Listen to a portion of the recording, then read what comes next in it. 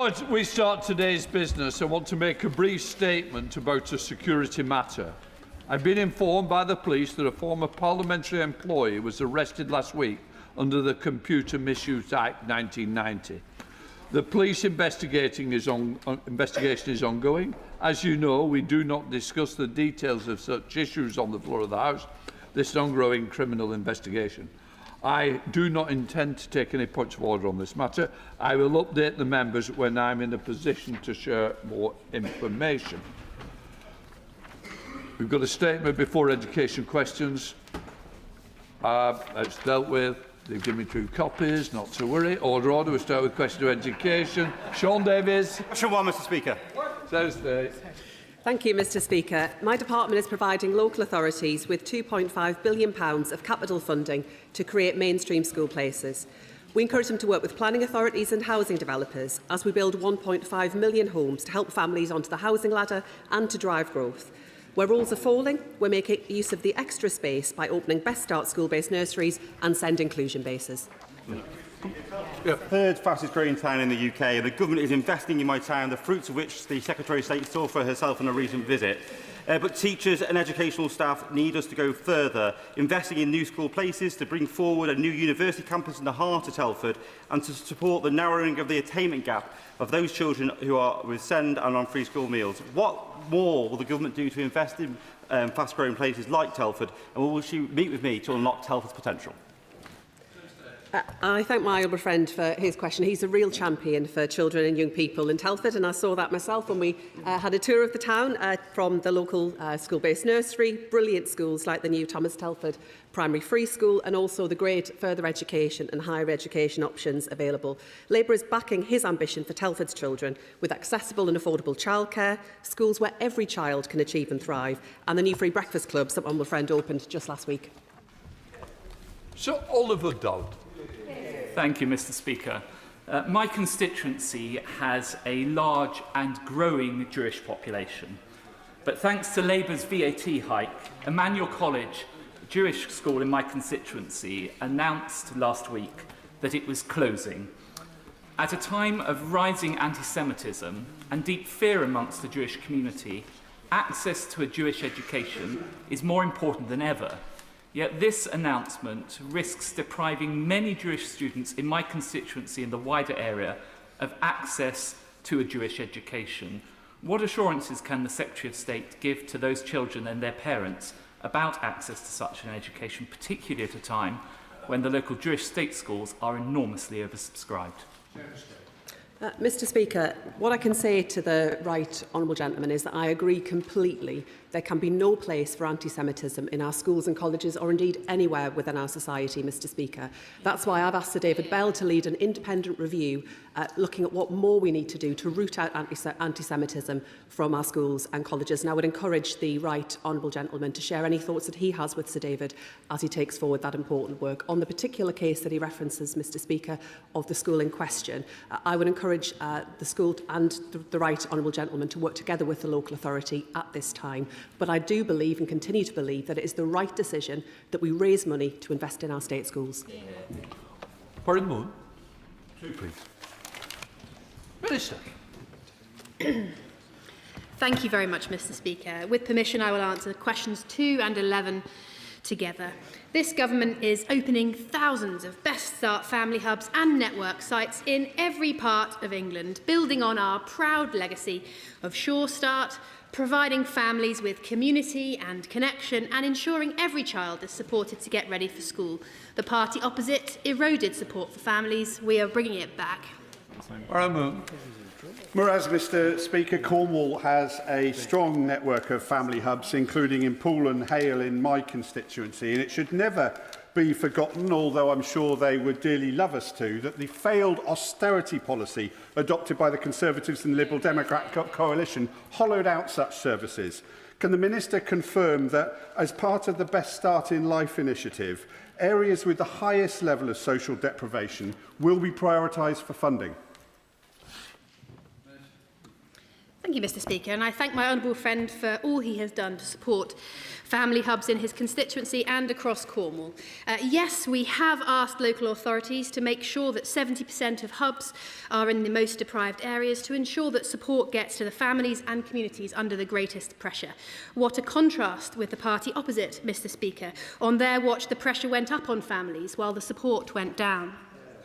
Thank you, Mr Speaker, and I really welcome the Government's ambitious rollout of the Best Start family hubs, and I'm thrilled that Elmhurst Family Centre in Aylesbury has been selected as Buckinghamshire's first family hub, something that I've been proudly campaigning for.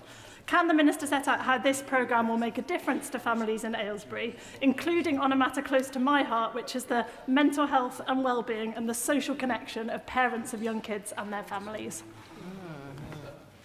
Thank you, Mr Speaker, and I congratulate my honourable friend for everything that she has done to secure a Best Start family hub in Aylesbury. Family hubs are places where you can drop in, meet other parents and get help without feeling judged, including vital mental health support. They don't just improve outcomes for children, they create a sense of community for parents. Tim Farron. Speaker, can I thank the Minister and welcome the decision to have a Best Start family hub in Kendal West, in my constituency, a very deprived part of our community. But just to say that Kendal is the biggest town in our community, but it's one of 95 parishes in the whole of my vast constituency. And for many people living in often quite poor neighbourhoods, from Appleby, Brough to Fluteborough, Grange and all places in between, they're nowhere near that centre. I wonder whether the Minister might think carefully about how to support communities in very rural and dispersed areas, such as mine, to have family hubs close to where they live. I thank the honourable member for his question, and I'm pleased to hear about the family hub in Kendal West. I will just say to the honourable gentleman, the hubs that open this month are just the start. We have a commitment to have 1,000 hubs by 2028 and an additional 2,000 hubs by the same network sites on the same time period. And I think his point about rural communities is very important, which is why we're so keen to work right the way across the private and voluntary sector to ensure the maximum possible reach for these services. Lewis Cocky. Question number 3, Mr Speaker. Minister. With permission, Mr Speaker, I will answer questions 3, 12 and 13 together. Following a 40% drop in apprenticeship starts over the previous decade, we are now seeing apprenticeship starts rise for those under 25, and achievement rates are also up. We want an extra 50,000 young people to benefit from apprenticeships. That's why we're introducing new grants for SMEs to take on apprentices and why we have introduced new foundation apprenticeships.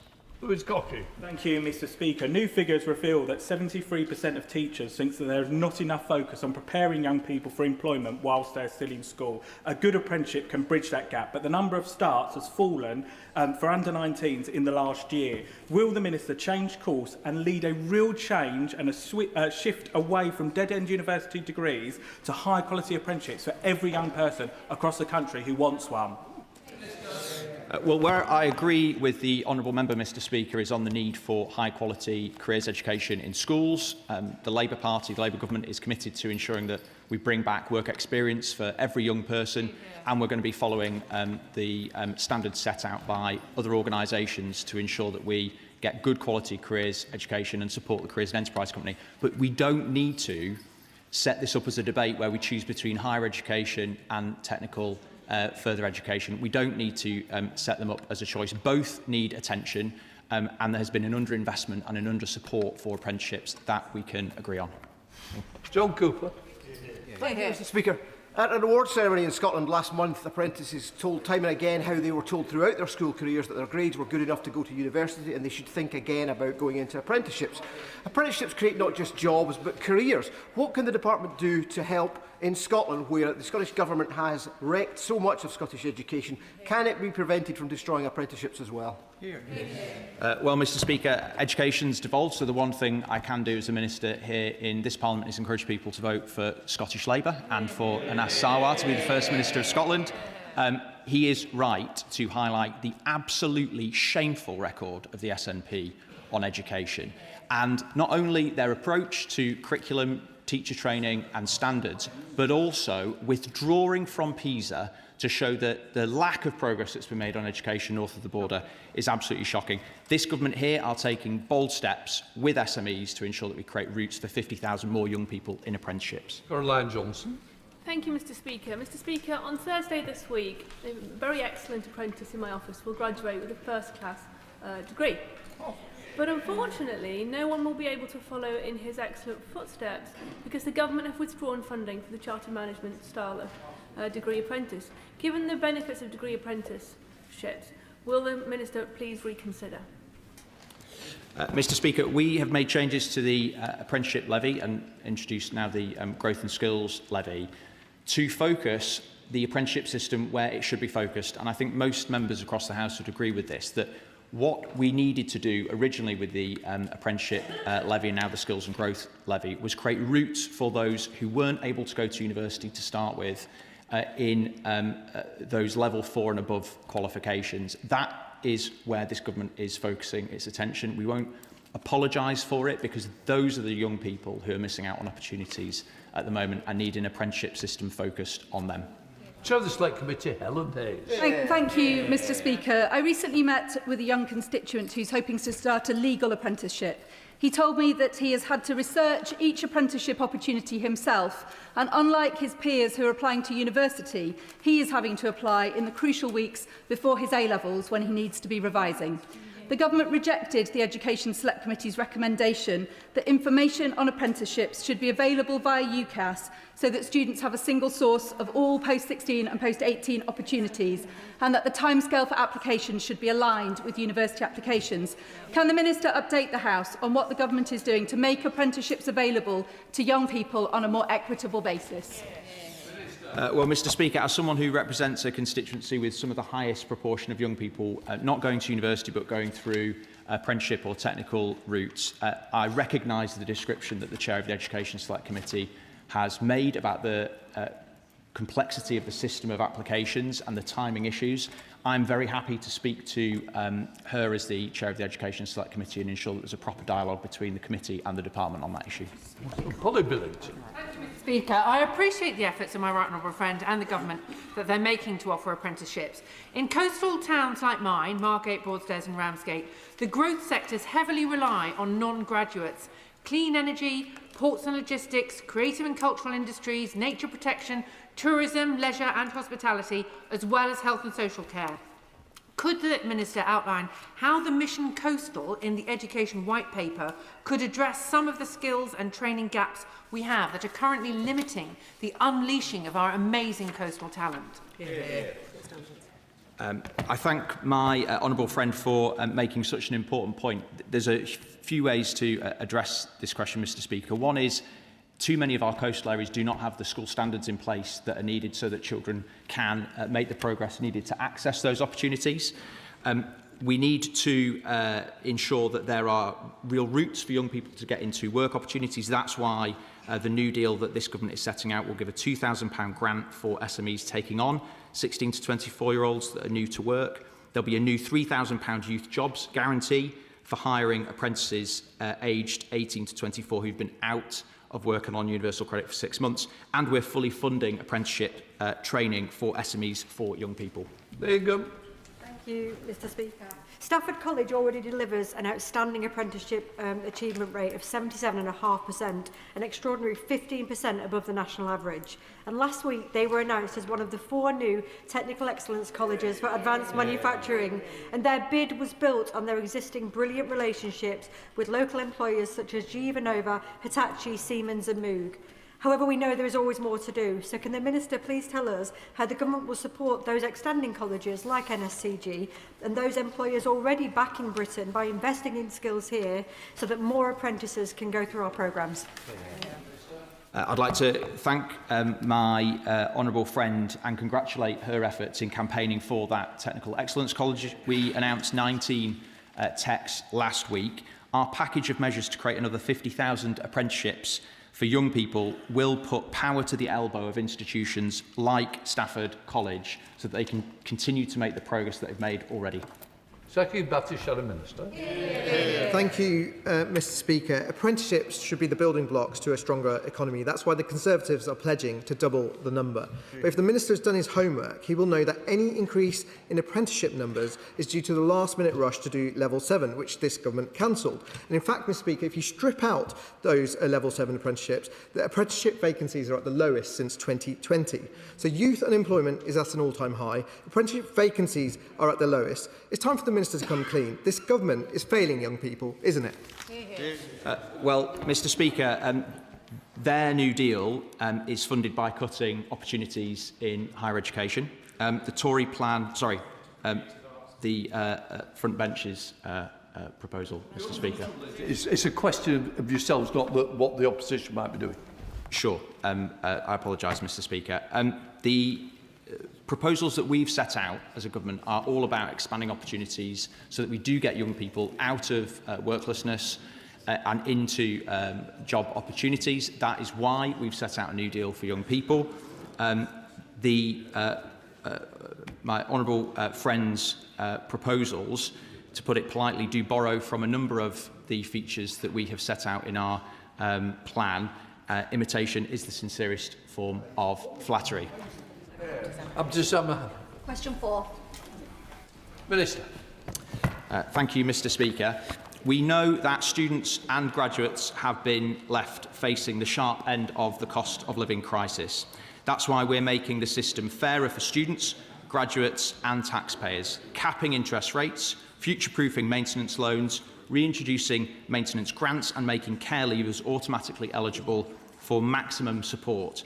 With permission, Mr Speaker, I'd also like to share that we are concerned about students affected by providers' misclassification of weekend courses.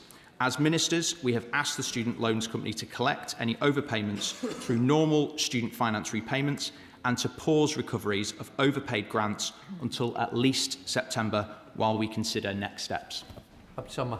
A recent cost of living survey by Sheffield Hallam Students' Union shows that 82% of students are struggling, with many working more hours at the expense of their studies. Too many are skipping meals, going without essentials, harming their health and participation in university life. This is compounded by serious financial challenges to our universities, which include staff cuts that are putting further pressure on students' learning experiences. What action is the Minister taking across government to review and widen financial support for students? And will he meet with me to discuss the financial situation at Sheffield Hallam University? My honourable friend is a vocal champion for higher education and students in her constituency. To help disadvantaged students, Mr Speaker, we are future-proofing maintenance loans by increasing them by forecast inflation every year. We continue to look for ways to make the student finance system fairer for students, graduates and taxpayers overall. Well, Bratton. The number of foreign students claiming fraudulent student loans is at a record high. This is making a mockery of the student finance system, costing the British taxpayer millions of pounds and is cash that could otherwise be diverted to support British students. What is the government doing to reduce this fraudulent practice and fix our broken student loan system? Mr Speaker, this of course is an issue and one that we take extremely seriously, but the description that the honourable member has made is of her own legacy in government as a Conservative and now a Reform politician, and nowhere in the question was an apology for the appalling track record of both creating the Plan 2 student loan system in the first place and administering it in a way which has led to the results that she has described. Thank you, Mr Speaker. And as the Minister said, on the 23rd of March, the Department told universities that weekend courses don't qualify for funding. The Student Loans Company's own guidance only changed this year. This affected 20,000 students, including key professions like nurses. The Secretary of State is now being taken to court by 9 universities. The NUS is demanding that she halt her clawback, and Martin Lewis has said this is an almighty mess. I heard what the Minister had to say, but I know this government always finds someone else to blame. So will he confirm that any aggressive debt collection will absolutely be stopped so they do not demand payment from innocent students? Mr Speaker, I like the honourable member, but unfortunately the question had been written before the answer I gave to the question at the start of this section. The IFS say about the Tory student loans plan that it would cost £4 billion. and I quote, would not make an immediate difference to most graduates' monthly repayments. Julie Gosling. Thank you, Mr. Speaker. Question number 5, please. Minister. Mr. Speaker, last week we announced an expansion to our supported internships offer to unlock opportunities for more young people with special educational needs and disabilities, meaning they can benefit from a seamless transition into the world of work. I've spoken to young people, to teachers, and I've heard how transformative supported internships can be in confidence in supporting children to take those steps into work, and we're determined to get behind the talent of children with SEND. Thank you. I would like to thank the Secretary of State for her commitment to supporting supported interns and the announcement of the £9 million for non-EHC pilots. Almost 80% of our brilliant supported interns in Nuneaton go on into paid employment, well above the national average of 5% of young people with learning difficulties. Would the Secretary of State please give us more information about what support will be available for our colleges to deliver in line with the SEND White Paper, and possibly join me either our brilliant Queen Elizabeth Award-winning College, North Warwickshire and South Leicester, or at George Eliot Hospital, just to see the real impact of supported interns and celebrate their achievements.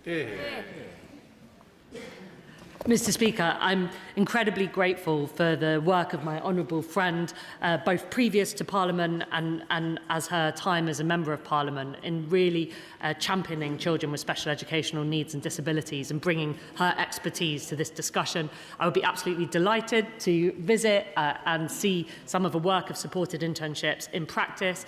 As I've set out, we've invested £9 million and we're continuing to work with colleges to support inclusion as well as support into employment. Jarvis. Thank you, Mr. Speaker. I was contacted by a mum in my constituency who is trying to find a supported internship for her son who has an EHCP. Even with the Find an Apprenticeship service, parents are left having to research and find suitable options themselves. What further action will the Minister take to ensure young people with SEND are not disadvantaged in accessing supported internships? Mr. Speaker, I really welcome the question, and we want to make it much easier for children with special educational needs and disabilities to find support, to access opportunities, and we're working really closely with colleges to do that. We'll be delivering, as part of our reforms, new national inclusion standards that set out our expectations, and we are investing in broadening supported internships as I've set out. Next, please, Mr. Speaker. Minister. Mr. Speaker, the government is opening up access to music, art, drama and, crucially, sport.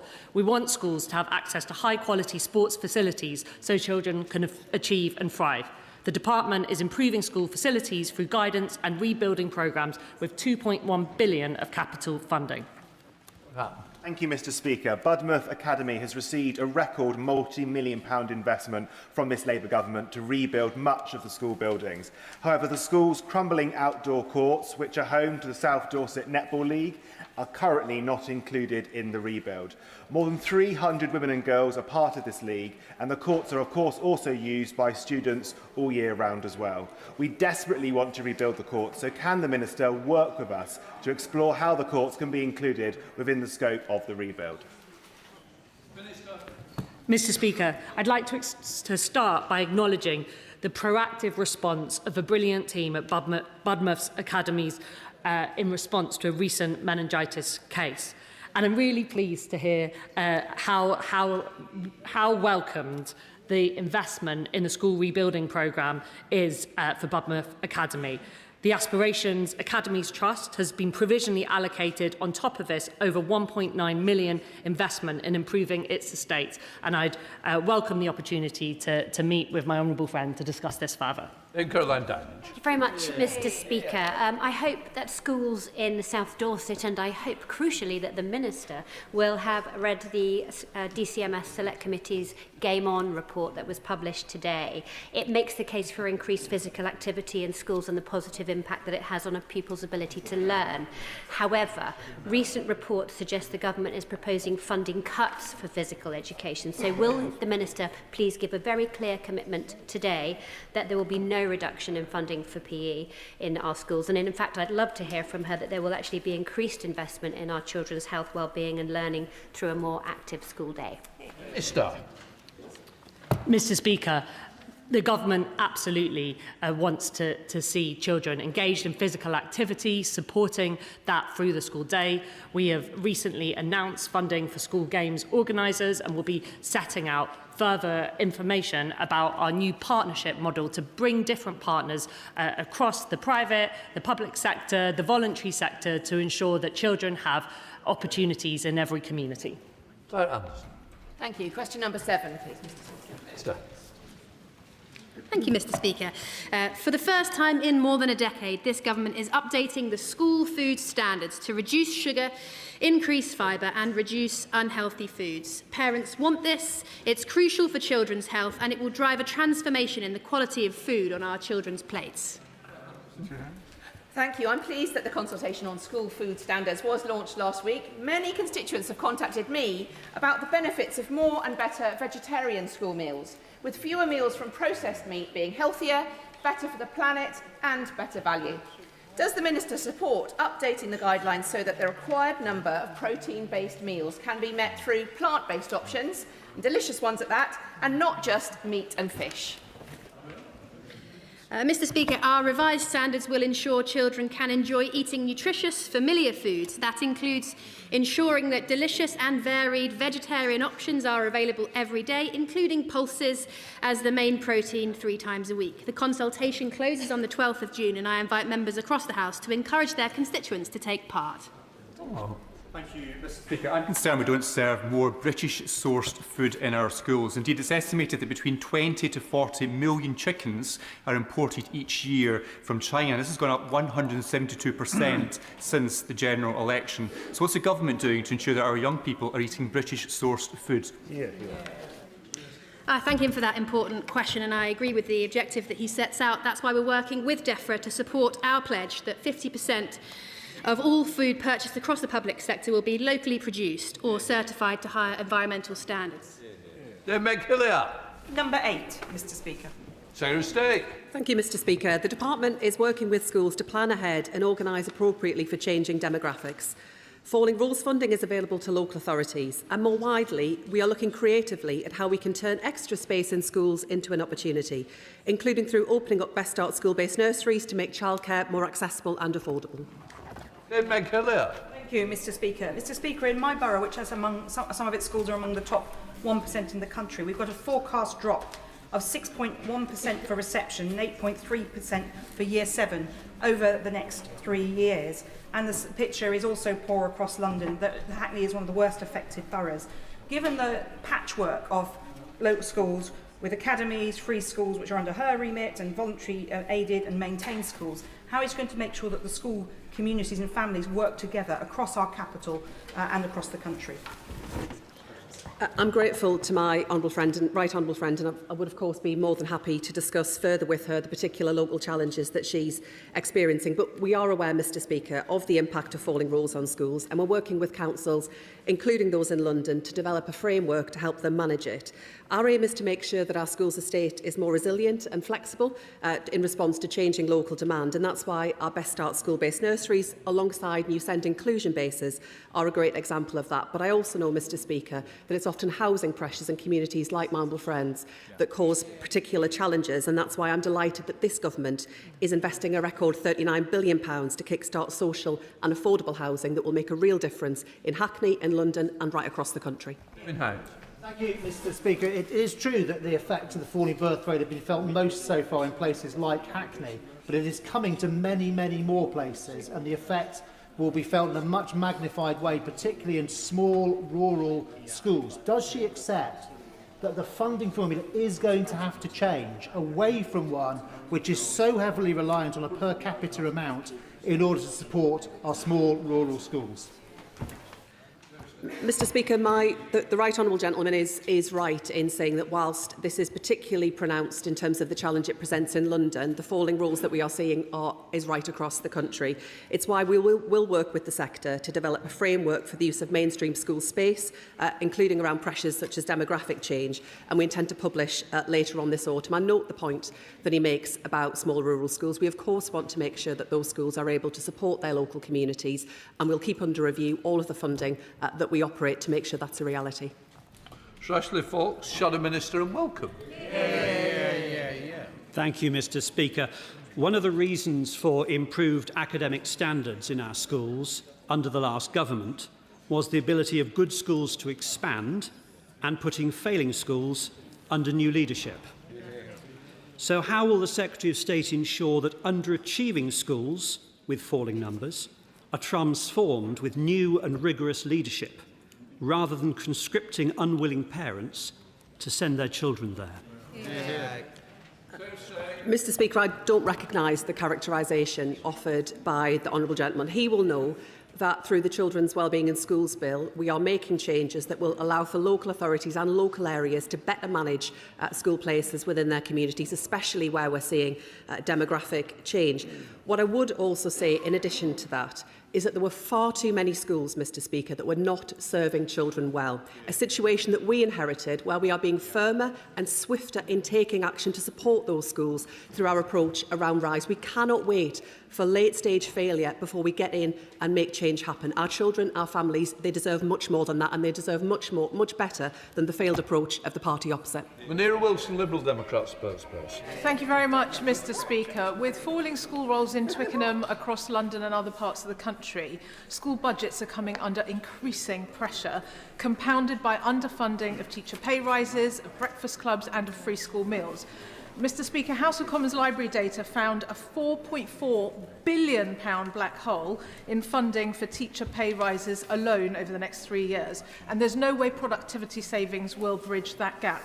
So will the Secretary of State commit to fully funding these rises so that heads aren't forced to cut support staff and extracurricular activities that are so important to our children's education and well-being? Mr Speaker, I am pleased that we have been able to give our teachers the well-deserved pay rises that they deserve, because they play an enormous role. We know it's teaching quality that makes the biggest difference to children's life chances. We are investing record sums in our schools, investing record sums in capital and making sure we've got places. And I would just disagree with the Honourable Lady. Our new breakfast clubs that are rolling out across the country, more opened just last week, are being so well received by parents, by teachers and by heads. And I would invite her to go and visit one and see for herself the transformational change that this is driving. Question number 9, Mr Speaker. Minister. Mr Speaker, we are fixing crumbling schools and colleges, the direct consequence of underinvestment in our country. Labour investing £20 billion into the school rebuilding programme. Over 500 schools are already in the programme, with well over half in delivery. We will select a further 250 schools by early 2027, and we're also launching a new renewal and retrofit programme to modernise the school estate. Thank you, Mr Speaker. In January 2023, children at Sacred Heart Primary School in my constituency were forced to evacuate their building after inspectors warned it could collapse. I'm pleased to welcome head teacher Simone Beach to the public gallery today, and I know that the whole House will join me in thanking her for exceptional leadership through 3 extremely challenging years. This is one of the starkest examples of the consequences of underinvestment in school buildings. I thank the ministerial team for their close engagement over the last 18 months and for investment to build a brand new school due to open in September 2027. I asked the Minister what further support could be provided as the school continues to face the financial impact of the evacuation 3 years later, working across multiple temporary sites.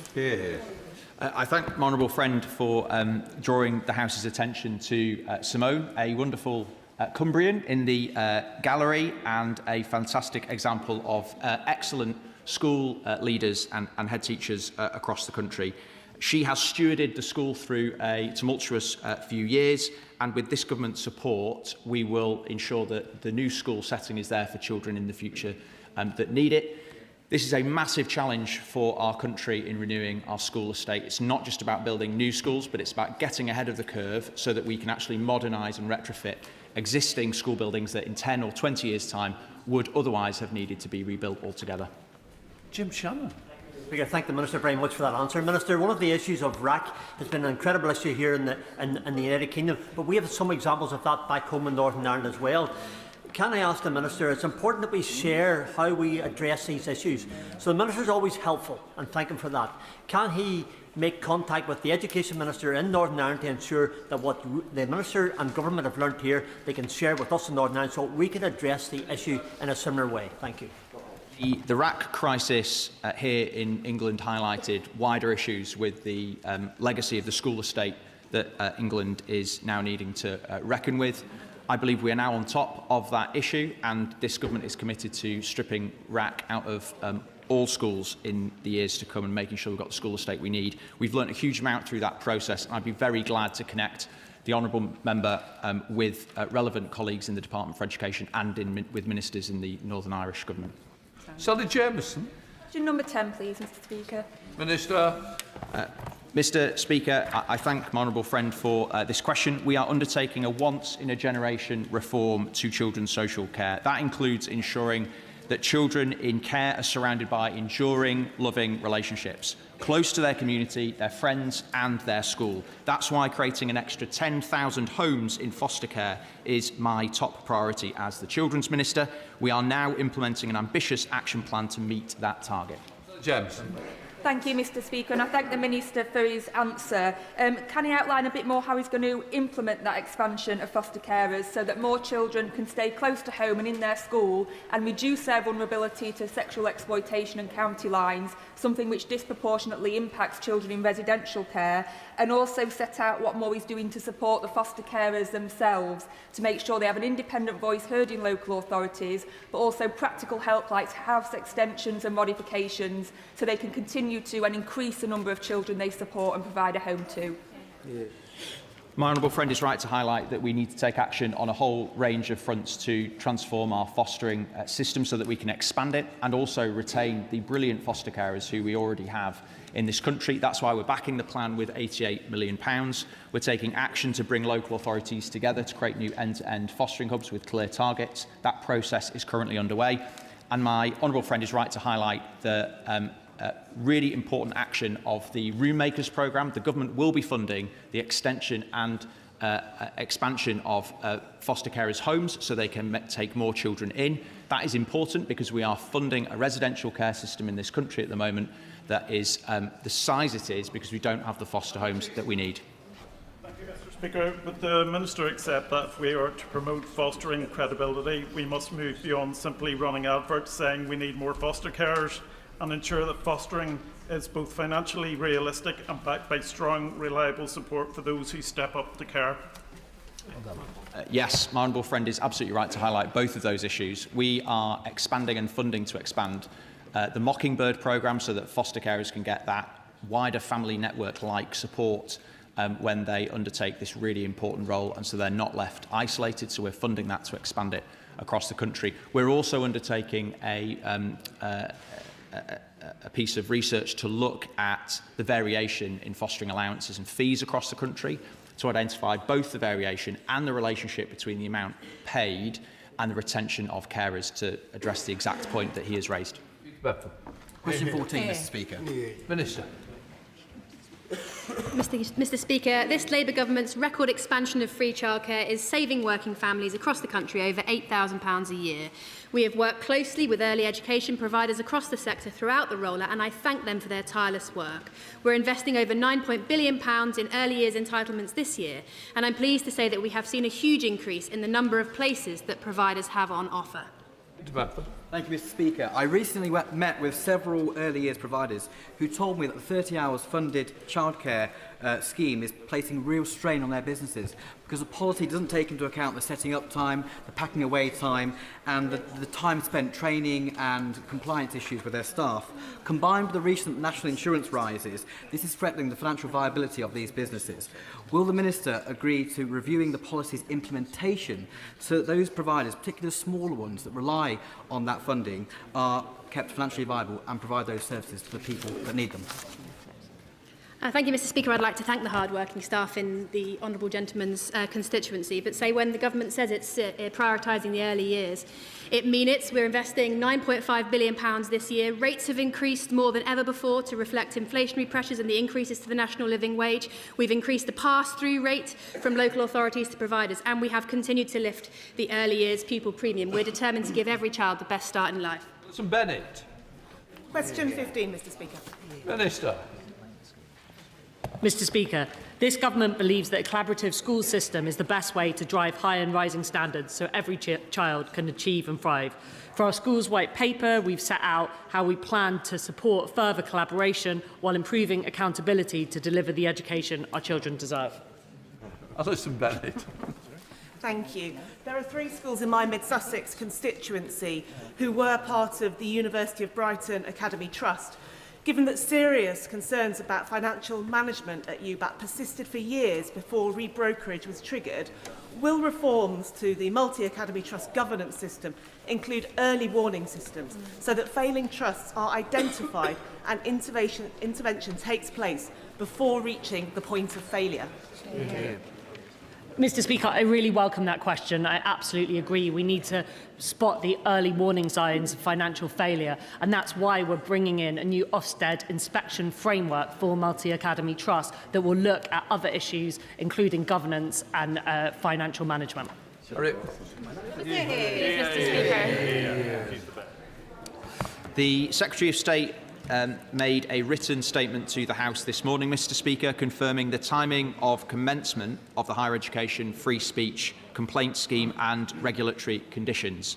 The complaint scheme will be commenced from the 1st of September this year and the OFS's regulatory powers from the 1st of April 2027. Shadow Minister. Oh, sorry, Harry.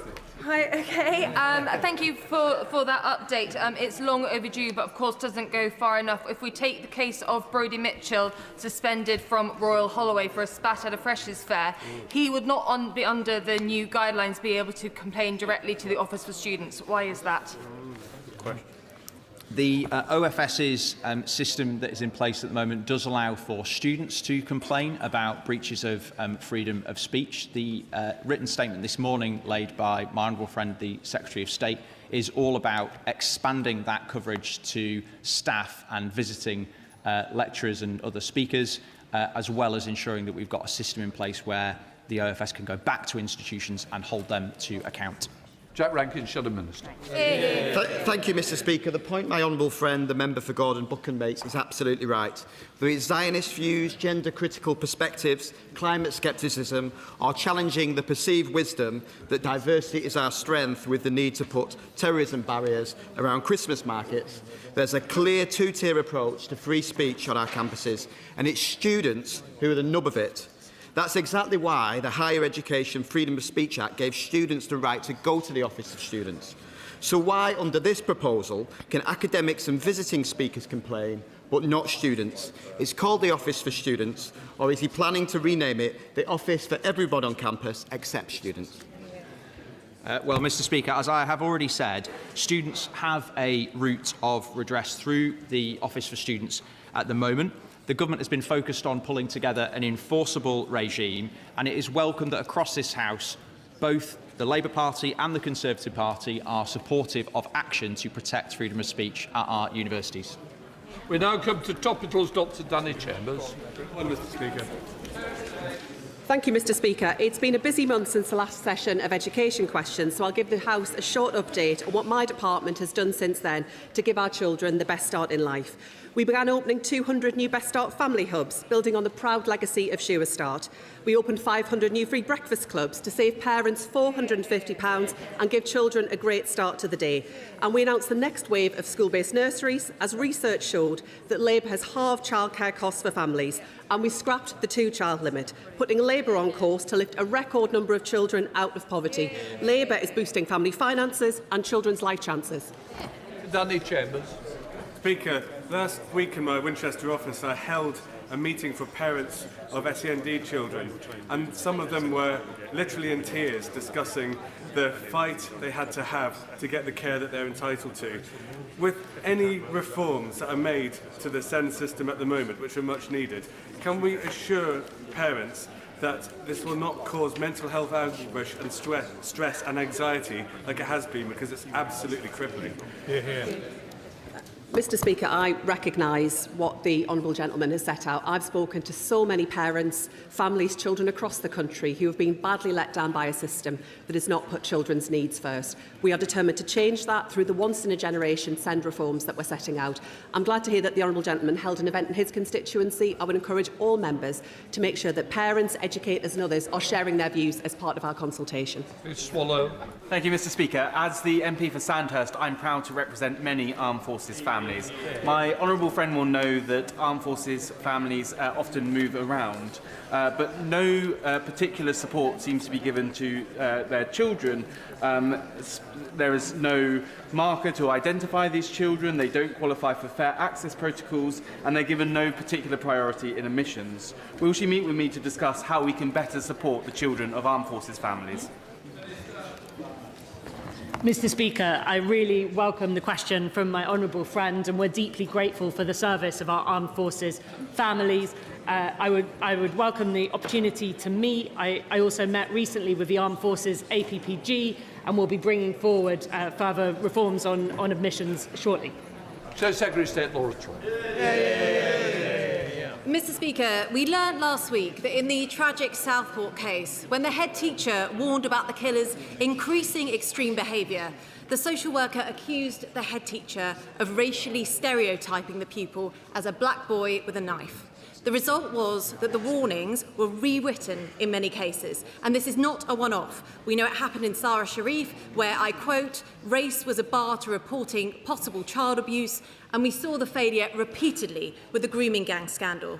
Mr Speaker, being too scared of causing offence means children are being harmed. So I asked the Secretary of State directly, what concrete action is she taking to stop repeated cases of political correctness overruling the safeguarding of children? Mr Speaker, there is no more important responsibility than making sure our children are kept safe from harm, and we will take forward any measures that arise out of that inquiry to make sure that we can do everything within our power to keep children safe, whether that is in school or in the home. We are already taking action to reform children's social care. There are more social workers that we are recruiting, and the numbers are very high at the moment. But I would say, Mr Speaker, it is through our Children's Wellbeing in Schools Bill that we are delivering the single biggest upgrade to child protection legislation in a generation. It should be on the statute books already, but she and the party opposite continue to block its progress. Laura Trott. If you want to actually start keeping children safe online, then we will stop our objections, but you're refusing to do that. But in another example of so-called progressiveness, local authorities across the country are unbelievably trying to stop exclusions where children are bringing knives to school. This is happening right here in London with City Khan's Inclusion Charter, and in Sheffield, where the policy led to the tragic stabbing of Harvey Wilgoose, whose killer had previously brought an axe into school, and he was not excluded. Will the Secretary of State condemn the spread of anti-exclusion ideology and support schools to exclude when knives are brought into the school estate?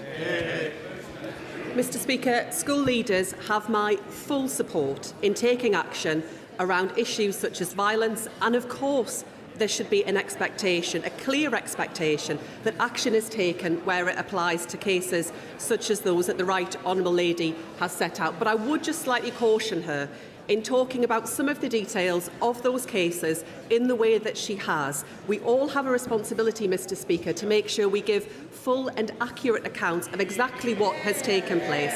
And I do look forward to the Children's Wellbeing in Schools Bill allowing us to take further action to keep children safe at home, in their communities, wherever they are. We will not hesitate to act. Rachel Maskell. Mr. Speaker, 4% of children are diagnosed with fetal alcohol spectrum disorder, which is totally avoidable. Yet its impact can impact on movement, communication, thinking, concentration, and many physiological changes, placing significant demands on the SEND system. Will the Education Secretary work with the Health Secretary to deliver a 1001 critical day strategy preventing FASD and rising demand on the SEND system? Mr. Speaker, I thank my honourable friend for raising this critical issue. It's an area that we're already working closely with health colleagues on, both on our support for families, but also in response to the SEND needs that children have. And I know we've got a meeting later where we'll discuss this. Wilson, Liberal Democrat spokesman. Thank you very much, Mr. Speaker. I was deeply alarmed by reports that Labour MPs were being given pre-written feedback to share following consultation sessions with constituents on the government's special needs reforms. The Secretary of State promised to put families at the heart of her changes. So will she assure parents and carers that the SEND consultation is entirely free from political interference and they will be listened to, especially regarding their rights? Mr. Speaker, I can give the Honourable Lady my absolute assurance that through the consultation we are running at the moment, we want to hear directly from parents, from children, from those working in education. The first event happened today across the country. There will be events right across the country and online events. And I'm pleased that Labour members are speaking to their constituents to understand the changes that we want to bring. I would, of course, be happy to discuss any aspect of the reforms with the Honourable Lady, because I do want to make sure that we can build a system that delivers better outcomes for children, but stands the test of time too. Douglas McAllister. Thank you, Mr. Speaker. Our ambitious child poverty strategy puts more money into the pockets of families and working parents. Removing the two-child cap benefits 2,260 children in my West Dunbartonshire constituency, and the Minister for Education is doing much more on top of that, which we're missing out on in Scotland. So does the Minister agree with me that we need a government more interested in education than gimmicks in Scotland?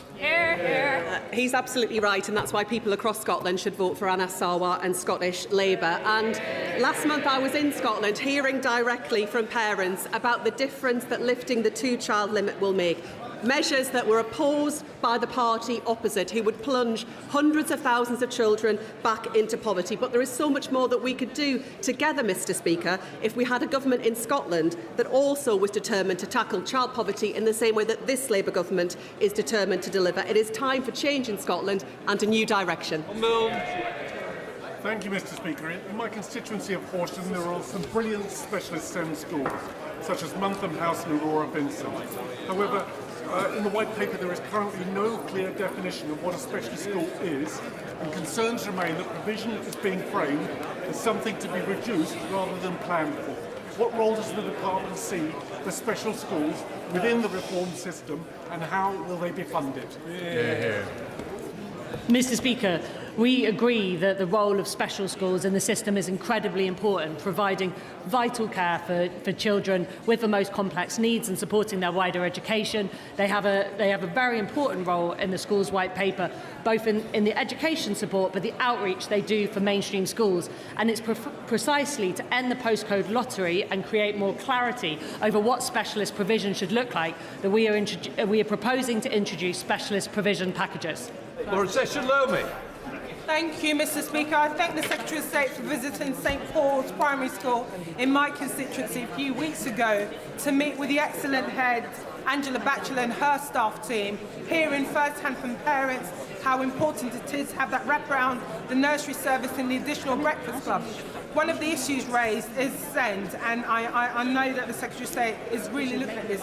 Can she outline when we'll see some of those changes coming through to help those families who are really struggling with accessing the SEND system from their local authority?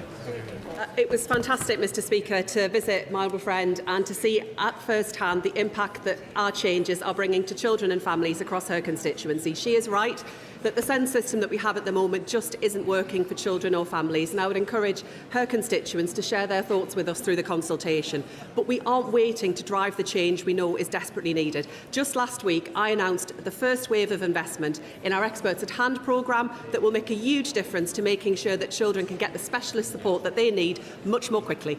Mr.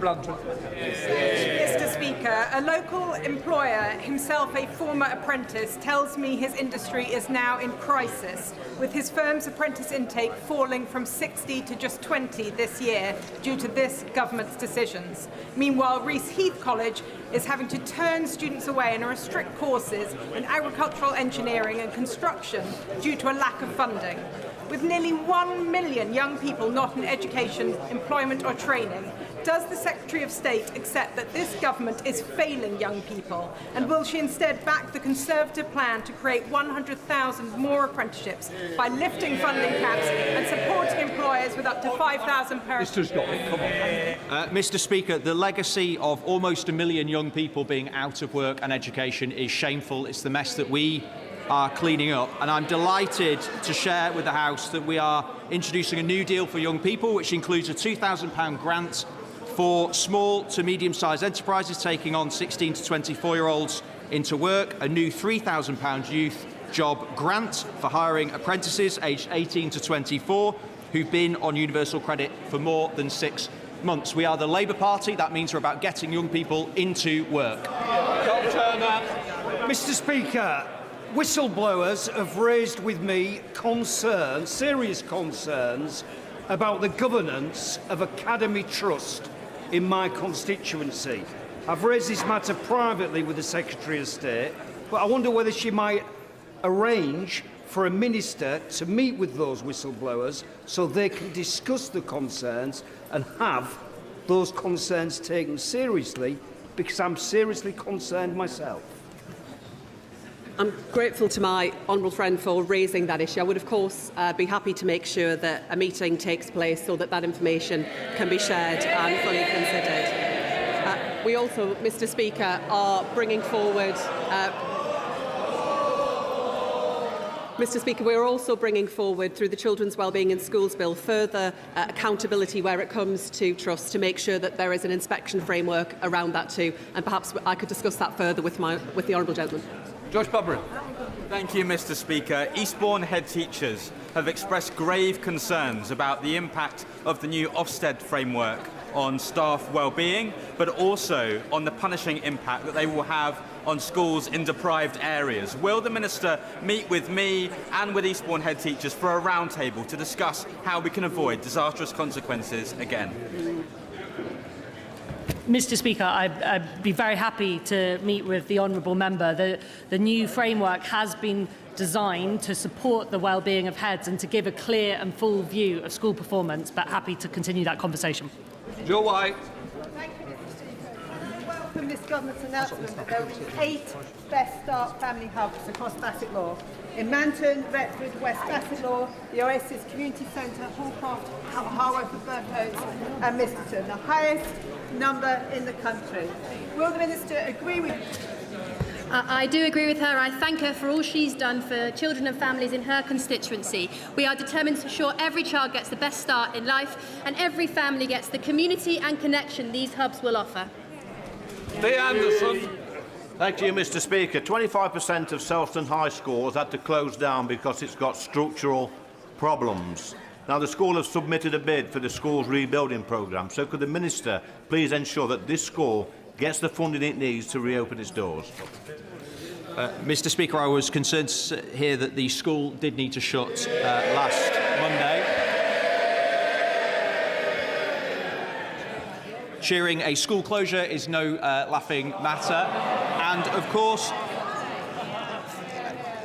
I'm thankful, Mr. Speaker, that children are back in school. They're back in school on Tuesday. I'd be very happy to speak to the honourable member about the situation, but, of course, it is the legacy of the member, the party he was a member of, and before the party he is now a member of. Final question, Jane Kirkham. Thank you, Mr. Speaker. I'd like to welcome the experts at Hand Service and the £3.7 million that's been given to Cornwall to set this up. However, we struggle to get OTs, ed psychs and speech and language therapists down in rural and coastal areas. Could the Minister say what incentives or what they're doing to encourage these people to come down to Cornwall to work in our services? Mr. Speaker, we were really delighted to announce £429 million into new speech and language therapists, occupational therapists, educational psychologists, which will go to communities around the country, and we're working very closely with colleagues in health to ensure that there are no cold spots and every single school and child has access to that essential support. Change over.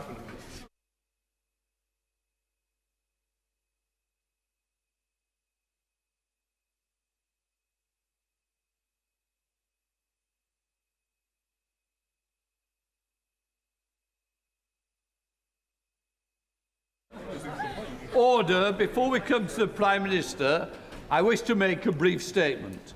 The subject we're about to discuss is the utmost seriousness. Expect the discussion to be focused on the facts and the issues at hand, and not on personal attacks against individual members. While certain criticisms may be made about the government collectively, as Kim May, paragraph 21.24, makes clear that any accusations against individual members about lying or misleading the House may only be made on a substantive motion. They may not be made as part of an exchange on a statement. The House rule on this is in place to ensure that members focus on the substantive matters under discussion, and if the debate is needed on matters of individual conduct, that must be drawn in the proper terms with notice. I encourage all members to engage in respectful debate, and our constituents would expect. I therefore now come to the statement. Prime Minister Keir Starmer. Thank you, Mr. Speaker. With permission, I'd like to provide the House with information that I now have about the appointment of Peter Mandelson as our ambassador to the United States. But, Mr. Speaker, before I go into the details, I want to be very clear with this House that while this statement will focus on the process surrounding Peter Mandelson's vetting and appointment, at the heart of this, there is also a judgment I made that was wrong. I should not have appointed Peter Mandelson. I take responsibility for that decision, and I apologise again to the victims of the paedophile Jeffrey Epstein, who were clearly failed by my decision. Mr. Speaker, last Tuesday evening, the 14th of April, I found out for the first time that on the 29th of January 2025, before Peter Mandelson took up his position as ambassador, the Foreign Office officials granted him developed vetting clearance against the specific recommendation of the United Kingdom security vetting that developed vetting clearance should be denied. Not only that, the Foreign Office officials who made that decision did not pass this information to me, to the Foreign Secretary, to her predecessor, the Deputy Prime Minister, to any other minister, or even to the former Cabinet Secretary, Sir Chris Wormold. I found this staggering, and therefore last Tuesday I immediately instructed officials in Downing Street and the Cabinet Office to urgently establish the facts on my authority. I wanted to know who made the decision, on what basis, who knew, and Mr. Speaker, I wanted that information for the precise and explicit purpose of updating this House. Because this is information I should have had a long time ago. And it is information that this House should have had a long time ago. It is information that I and the House had the right to know. I will now set out a full timeline of the events in the Peter Mandelson process, including from the fact-finding exercise I instructed last Tuesday. Before doing so, I want to remind and reassure the House that the Government will comply fully with the humble address motion of the 4th of February. Mr. Speaker, in December 2024, I was in the process of appointing a new ambassador for Washington. A due diligence exercise was conducted by the Cabinet Office into Peter Mandelson's suitability, including questions put to him by my staff in Number 10. Peter Mandelson answered those questions on the 10th of December, and I received final advice on the due diligence process on the 11th. I made the decision to appoint him on the 18th of December. The appointment was announced on the 20th, and the security vetting process began on the 23rd of December 2024. Mr. Speaker, I want to make clear to the House that for a direct ministerial appointment, it was usual for security vetting to happen after the appointment, but before starting in post. That was the process in place at the time. Mr. Speaker, this was confirmed by the former Cabinet Secretary Sir Chris Warmold at the Foreign Affairs Select Committee on the 3rd of November 2025 when he gave evidence. Sir Chris made clear, and I'm quoting him now, when we are making appointments from outside the civil service, the normal thing is for security clearance to happen after appointment, but before the person signs a contract and takes up post.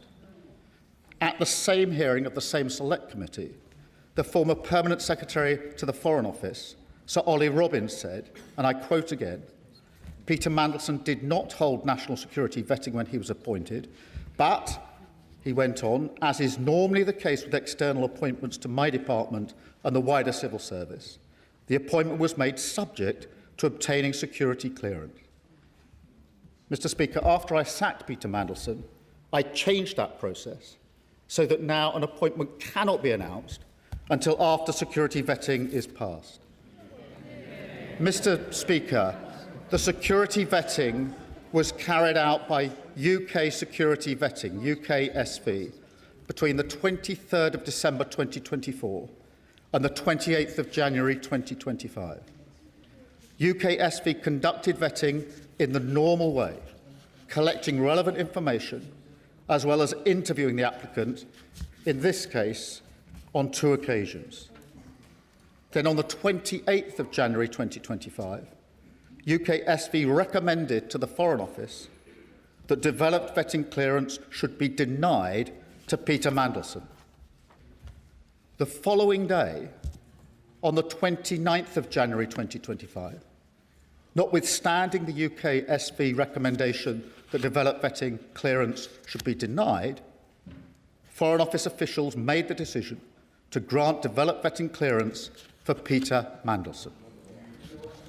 To be clear, for many departments, a decision from UKSV is binding, but for the Foreign Office, the final decision on developed vetting clearance is made by Foreign Office officials, not UKSV. However, once the decision in this case came to light, the Foreign Office's power to make the final decision on developed vetting clearance was immediately suspended by my Chief Secretary last week. Mr. Speaker, I accept that the sensitive personal information provided by an individual being vetted must be protected from disclosure. If that were not the case, the integrity of the whole process would be compromised. What I do not accept is that the appointing minister cannot be told of the recommendation by UKSV. Indeed, given the seriousness of these issues and the significance of the appointment, I simply do not accept that Foreign Office officials could not have informed me of UKSV's recommendations whilst also maintaining the necessary confidentiality that vetting requires. There is no law that stops civil servants sensibly flagging UKSV recommendations while protecting detailed sensitive vetting information to allow ministers to make judgments on appointments or on explaining matters to Parliament. So let me be very clear. The recommendation in the Peter Mandelson case could and should have been shared with me before he took up his post. Mr. Speaker, let me make a second point. If I had known before he took up his post that UKSV recommendation was that developed vetting clearance should be denied, I would not have gone ahead with the appointment. Mr. Speaker, let me now move to September 2025, because events then and subsequently show with even starker clarity the opportunities missed by Foreign Office officials to make the position clear. Mr. Speaker, on September the 10th, Bloomberg reported fresh details of Mandelson's history with Epstein. And it was then clear to me that Peter Mandelson's answers to my staff in the due diligence exercise were not truthful, and I sacked him. I also changed the direct ministerial appointments process, so full due diligence is now required as standard. Where risks are identified, an interview must be taken pre-appointment to discuss any risks and conflicts of interest, and a summary of this should be provided to the appointing minister. I also made clear that public announcements should not now be made until security vetting has been completed. Mr. Speaker, in light of the revelations in September of last year, I also agreed with the then Cabinet Secretary, Sir Chris Warmold, that he would carry out a review of the appointment process in the Peter Mandelson case, including the vetting. He set out his findings and conclusions in a letter to me on the 16th of September. He advised me in that letter, and again I quote, "The evidence I have reviewed leads me to conclude that appropriate processes were followed in both the appointment and the withdrawal of the former HMA Washington." When he was asked about this, Mr. Speaker, last week, the then Cabinet Secretary was clear that when he carried out his review, the Foreign Office did not tell him about the UK SV recommendation that developed vetting clearance should be denied to Peter Mandelson. I find that astonishing. As I said out Odyssey, I do not accept that I could not have been told about the recommendation before Peter Mandelson took up his post. I absolutely do not accept that the then Cabinet Secretary, an official, not a politician, when carrying out his review, could not have been told that UKSV recommended that Peter Mandelson should be denied developed vetting clearance. It was a vital part of the process that I had asked him to review. Clearly, he could have been told, and he should have been told. Mr. Speaker, on the same day as the then Cabinet Secretary wrote to me, so that's the 16th of September 2025, the Foreign Secretary and the then Permanent Secretary of the Foreign Office, Sir Ollie Robbins, provided a signed statement to the Foreign Affairs Select Committee. The statement says, and again I quote, "The vetting process was undertaken by UK security vetting on behalf of FCDO and concluded with DV clearance being granted by the FCDO in advance of Lord Mandelson taking up post in February." It went on to say, and again I quote, "Peter Mandelson's security vetting was conducted to the usual standards set for developed vetting in line with established Cabinet Office policy." Mr. Speaker, let me be very clear to the House. This was in response to questions which included whether concerns were raised, what the Foreign Office's response was, and whether they were dismissed. Mr. Speaker, that the Foreign Secretary was advised on and allowed to sign this statement by Foreign Office officials without being told that UKSV had recommended Peter Mandelson be denied developed vetting clearance is absolutely unforgivable. This is a senior Cabinet member giving evidence to Parliament on the very issue in question. Mr. Speaker, in light of further revelations about Peter Mandelson in February of this year, I was very concerned about the fact that developed vetting clearance had been granted to him. Not knowing that, in fact, UKSV had recommended denial of developed vetting clearance, I instructed my officials to carry out a review of the national security vetting process. As I set out, I do not accept that I could not have been told about UKSV's denial of security vetting before Peter Mandelson took up his post in January 25. I do not accept that the then Cabinet Secretary could not have been told in September 2025 when he carried out his review into the process. I do not accept that the Foreign Secretary could not have been told when making statements to the Select Committee again in 2025. But, Mr Speaker, on top of that, the fact that I was not told even when I ordered a review of the UK SV process is frankly staggering. And I can tell the House that I've now updated the terms of reference for the review into security vetting to make sure it covers the means by which all decisions are made in relation to national security vetting. I've appointed Sir Adrian Fulford to lead the review. Separately, I've asked the Government Security Group in the Cabinet Office to look at any security concerns raised during Peter Mandelson's tenure. Mr Speaker, I know many members across the House will find these facts to be incredible.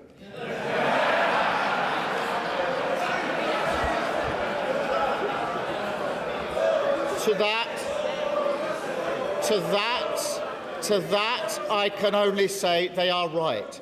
It beggars belief that throughout the whole timeline of events, officials in the Foreign Office saw fit to withhold this information from the most senior ministers in our system in government. That is not how the vast majority of people in this country expect politics, government or accountability to work. And I do not think it's how most public servants think it should work either. I work with hundreds of civil servants, thousands even, all of whom act with the utmost integrity, dedication and pride to serve this country, including officials from the Foreign Office who, as we speak, are doing a phenomenal job representing our national interest in a dangerous world, in Ukraine, in the Middle East and all around the world. This is not about them, but yet it is surely beyond doubt that the recommendation from UK SV that Peter Mandelson should be denied developed vetting clearance was information that could and should have been shared with me on repeated occasions and therefore should have been available to this House and ultimately to the British people. And I commend this statement to the House. Kemi Bey, not Leader of the Opposition. Thank you, Mr Speaker, and I thank the Prime Minister for advance sight of his statement. His reputation is at stake.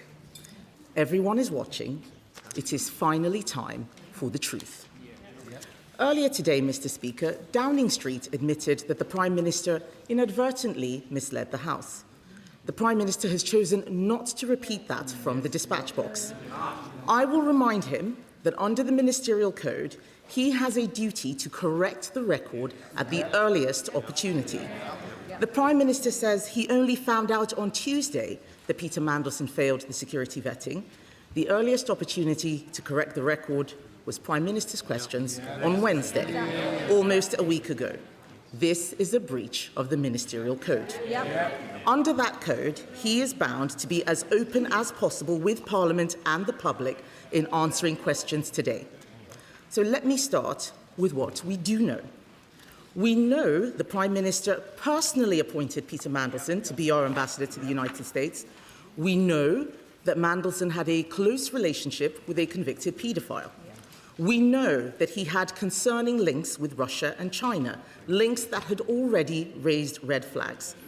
We know that the Prime Minister announced the appointment before vetting was complete, an extraordinary and unprecedented step for the role of US ambassador. The Prime Minister says that it was usual for this because it was a political appointment. So I will remind him and the rest of the Labour front bench who are heckling that Peter Mandelson was a politician who had been sacked twice from government for lying. That meant he should have gone through the full security process.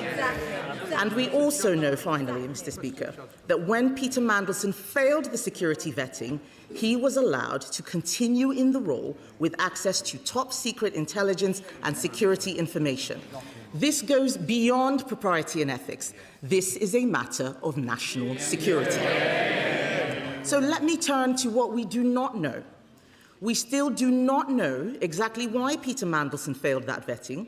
We do not know what risks our country was exposed to, and we do not know how it is possible that the Prime Minister said repeatedly that this was a failure of vetting, went on television and said things that were blatantly incorrect, and not a single advisor or a single official told him that what he was saying wasn't true.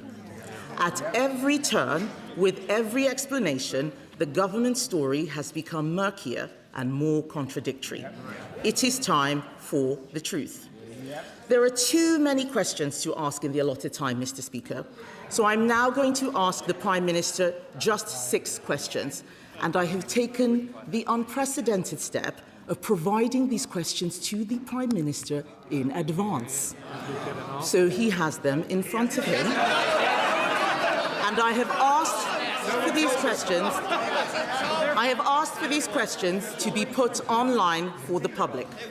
They and I expect him to answer. The Prime Minister appointed a national security risk to our most sensitive diplomatic post. Let's look at how this happened. The Right Honourable Gentleman told me at PMQs in September 2025 that full due process was followed in this appointment.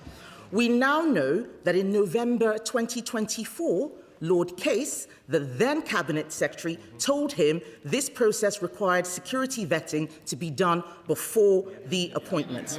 He did not mention any of what Lord Case said in his statement earlier. So, first question, does the Prime Minister accept that when he said on the floor of the House that full due process was followed, this was not true? Secondly, on the 11th of September last year, journalists asked his Director of Communications if it was true that Mandelson had failed security vetting. These allegations were on the front page of a national newspaper, and yet Number 10 did not deny the story. Why? 3. Will the Prime Minister repeat from the dispatch box his words last week that no one in Number 10 was aware before Tuesday that Mandelson had failed his vetting? The Prime Minister says he's furious that he wasn't told the recommendations of the vetting. Yet on the 16th of September, a Foreign Office Minister told Parliament, and I quote, "The national security vetting process is rightly independent of ministers who are not informed of any findings other than the final outcome." This was the government's stated process. So why is the Prime Minister so furious that it was followed?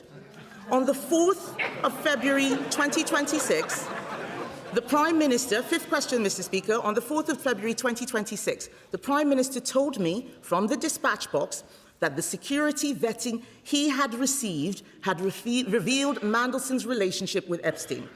How could he say that if he had not seen the security vetting? And finally, Mr. Speaker, Sistema is a Russian defense company closely linked to the Kremlin and Vladimir Putin's war machine. Was the Prime Minister aware before the appointment that Peter Mandelson had remained a director of that company long after Russia's invasion of Crimea? Mr. Speaker, everyone makes mistakes. It is how you face up to those mistakes that shows the character of a leader. Instead of taking responsibility for the decisions he made, the Prime Minister has thrown his staff and his officials under the bus. This is a man who once said, "I will carry the can for the mistakes of any organisation I lead." Instead, he has sacked his Cabinet Secretary. He has sacked his Director of Communications. He has sacked his Chief of Staff. And he has now sacked the Permanent Secretary of the Foreign Office. All of these people fired for a decision he made. The Right Honourable Gentleman's defence is that he, a former Director of Public Prosecutions, is so lacking in curiosity that he chose to ask no questions about the vetting process. He asked no questions about Mandelson's relationship with Epstein. He asked no questions about the security risk Mandelson posed. Apparently, he didn't even speak to Peter Mandelson before his appointment. It doesn't appear that he asked any questions at all. Why? Because he didn't want to know. He had taken the risk. He had chosen his man. Whitehall had to follow. It is the duty of the Prime Minister to ensure he is telling the truth. Or does the Ministerial Code not apply to him? I'm only holding the Prime Minister to the same standard to which he held others. On the 26th of January 2022, the Right Honourable Gentleman said to a previous Prime Minister at this dispatch box, if he misled the House, he must resign. Does he stand by those words, or is there one rule for him and another for everyone else? Mr. Speaker, let me respond to those points. Firstly, when I found out what had happened on Tuesday evening last, I wanted to have answers to the question who made the decision to recommend to give clearance on developed vetting contrary to the advice, why that was done, and who knew about it, so I could provide the information to the House, Mr. Speaker. That is the exercise that's been conducted since Tuesday evening and today, so that I could come here today to give the full account to the House, which I've just set out.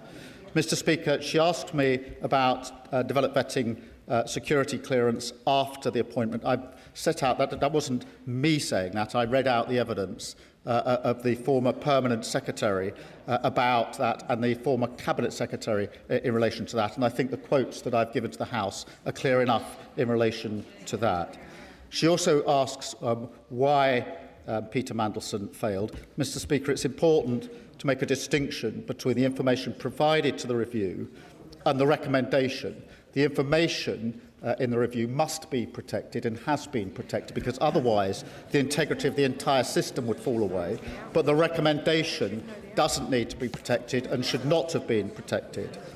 Mr. Speaker, in relation to her questions, in relation to the answer about full due process, that was the information that I had, that I put before the House, and it was confirmed to be by Sir Chris Wormold, because in September I asked him to conduct a review of the process to assure me that the process was correctly carried out. He did that and wrote to me on the 16th of September, giving me that his conclusions. In relation, Mr. Speaker, to reports in the media, Number 10 was repeatedly asked about the facts surrounding Peter Mandelson's clearance and was assured that the proper process was followed in that case. Mr. Speaker, in relation to those in number 10, let me give the answer. Nobody in number 10 was informed about UKSV's recommendation. Mr. Speaker, just to be clear and for the record, the Cabinet Office Permanent Secretary did receive information recently and then sought the necessary and legal advice.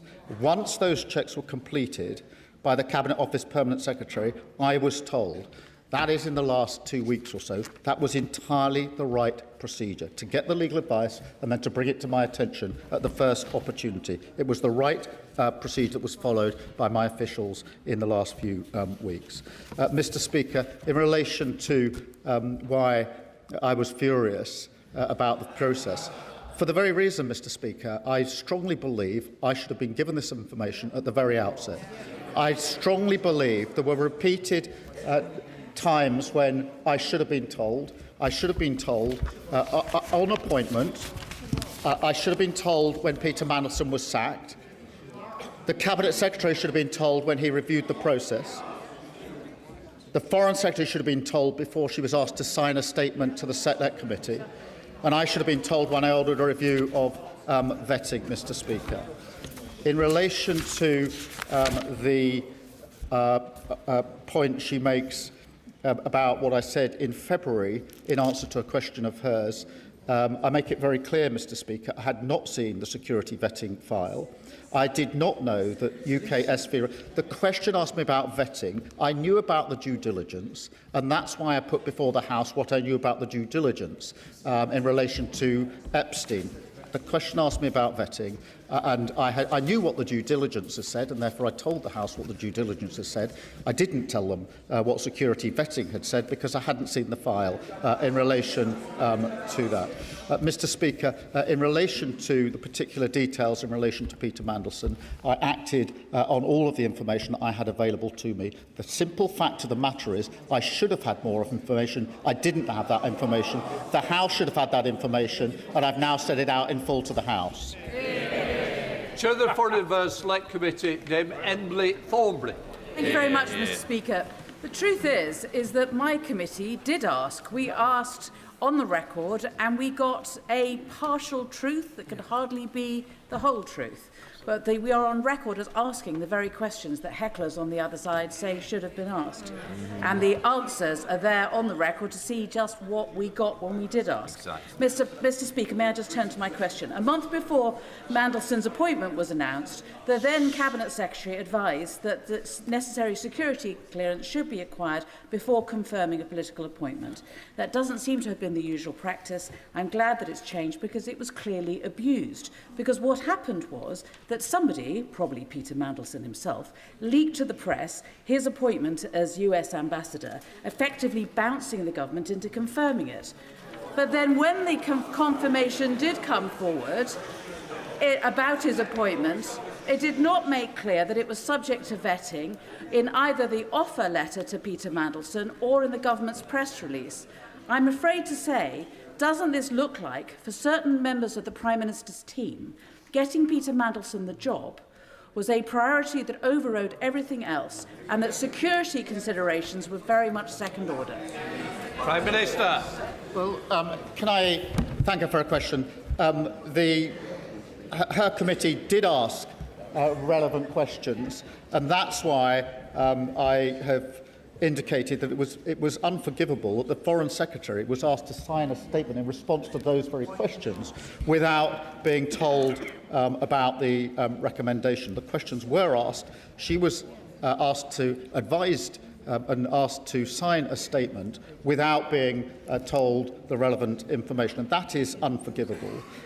As for the appointment before developed vetting, I've changed that process now so that it can never happen again, and she heard me quote the evidence of the former Cabinet Secretary and the former Permanent Secretary in relation to that.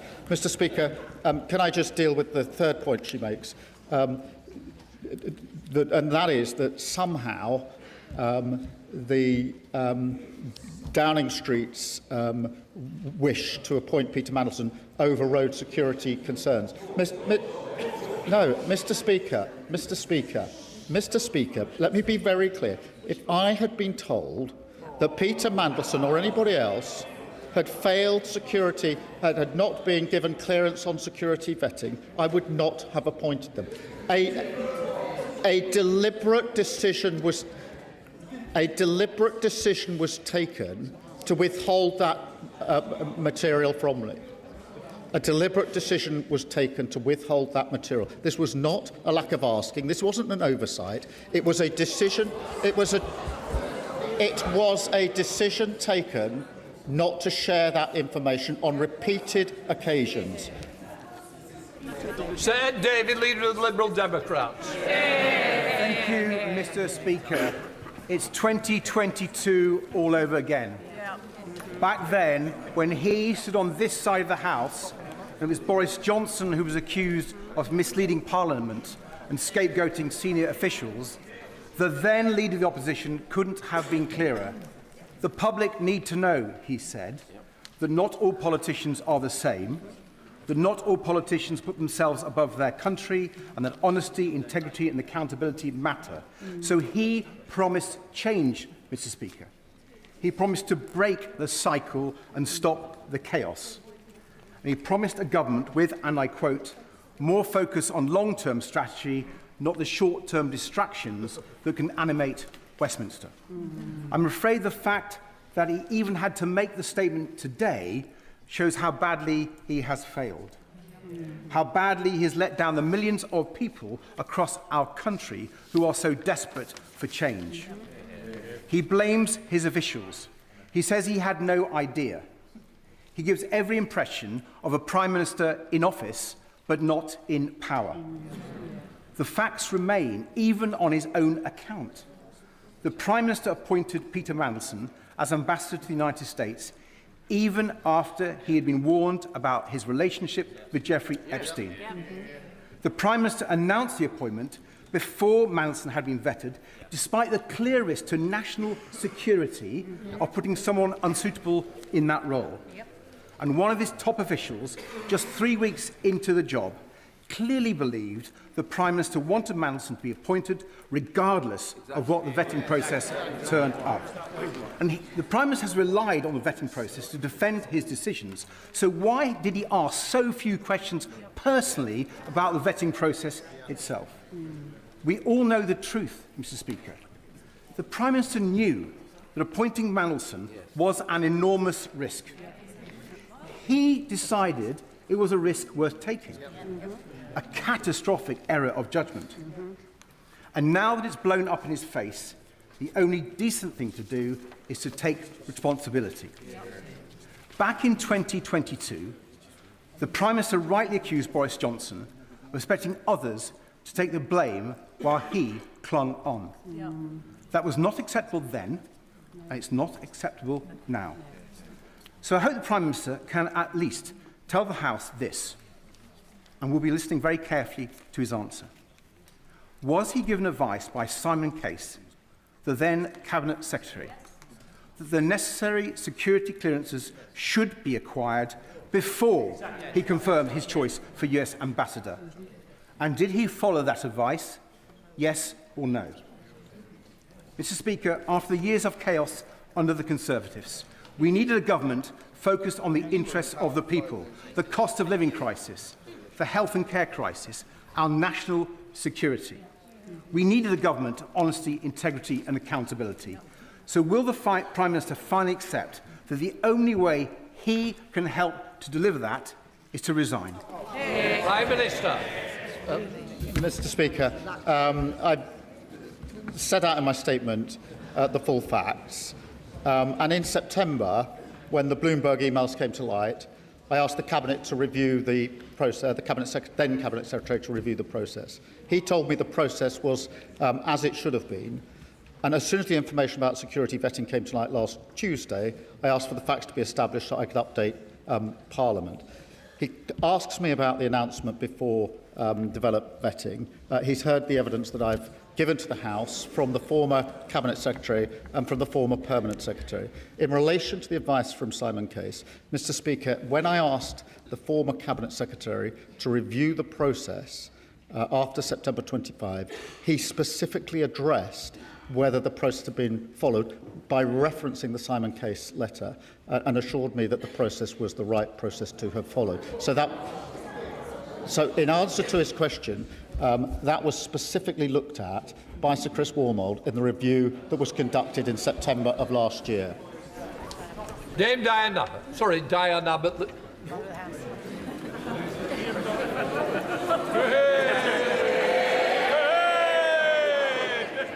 The Prime Minister has gone on at considerable length about process and procedure. But ordinary people don't really care about process and procedure. They want transparency and they want to know that they can have confidence in the words of elected politicians, like all of us in this chamber. On the question of Peter Mandelson, it was in the 90s that Peter Mandelson had to resign from the Cabinet for the first time because of his dealings with the millionaire Geoffrey Robinson. It was a few years later he had to resign from the Cabinet for the second time because of his relationships with the billionaire Hinduja family. Peter Mandelson has a history.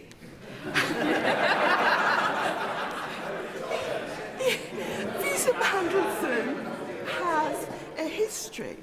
And what this House wants to know is why, knowing Peter Mandelson's history, going back now 30 years, and given what has been known, it's one thing to say, as he insists on saying, nobody told me. Nobody told me anything. Nobody told me. The question is, why didn't the Prime Minister ask?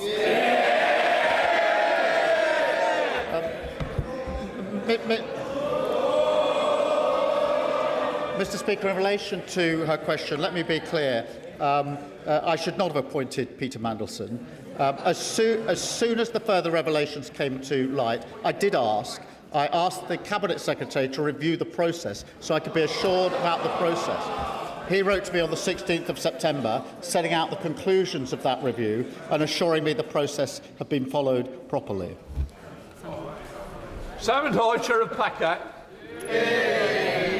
Thank you, Mr. Speaker. The Prime Minister has spoken about process and the reviews and trying to put that which went wrong right. That is to be supported. But he's also asking the House and the country to believe that, notwithstanding a front-page media splash that Peter Mandelson had failed the vetting process, that there was nobody in Number 10 or in any government department that even thought to say, is there any truth in this? Could I have a briefing on that? We need to knock this story down. If nobody asked, that is the shameful thing. And if nobody asked, does it not say to the Prime Minister that the operation of his government, which seems to be process, strategy, review, never my fault, is not sustainable and is not welcomed by the country at large? In answer to his question, the FCDA was repeatedly asked in light of inquiries. The same answer came back because a clear decision had been taken that this information was not going to be disclosed.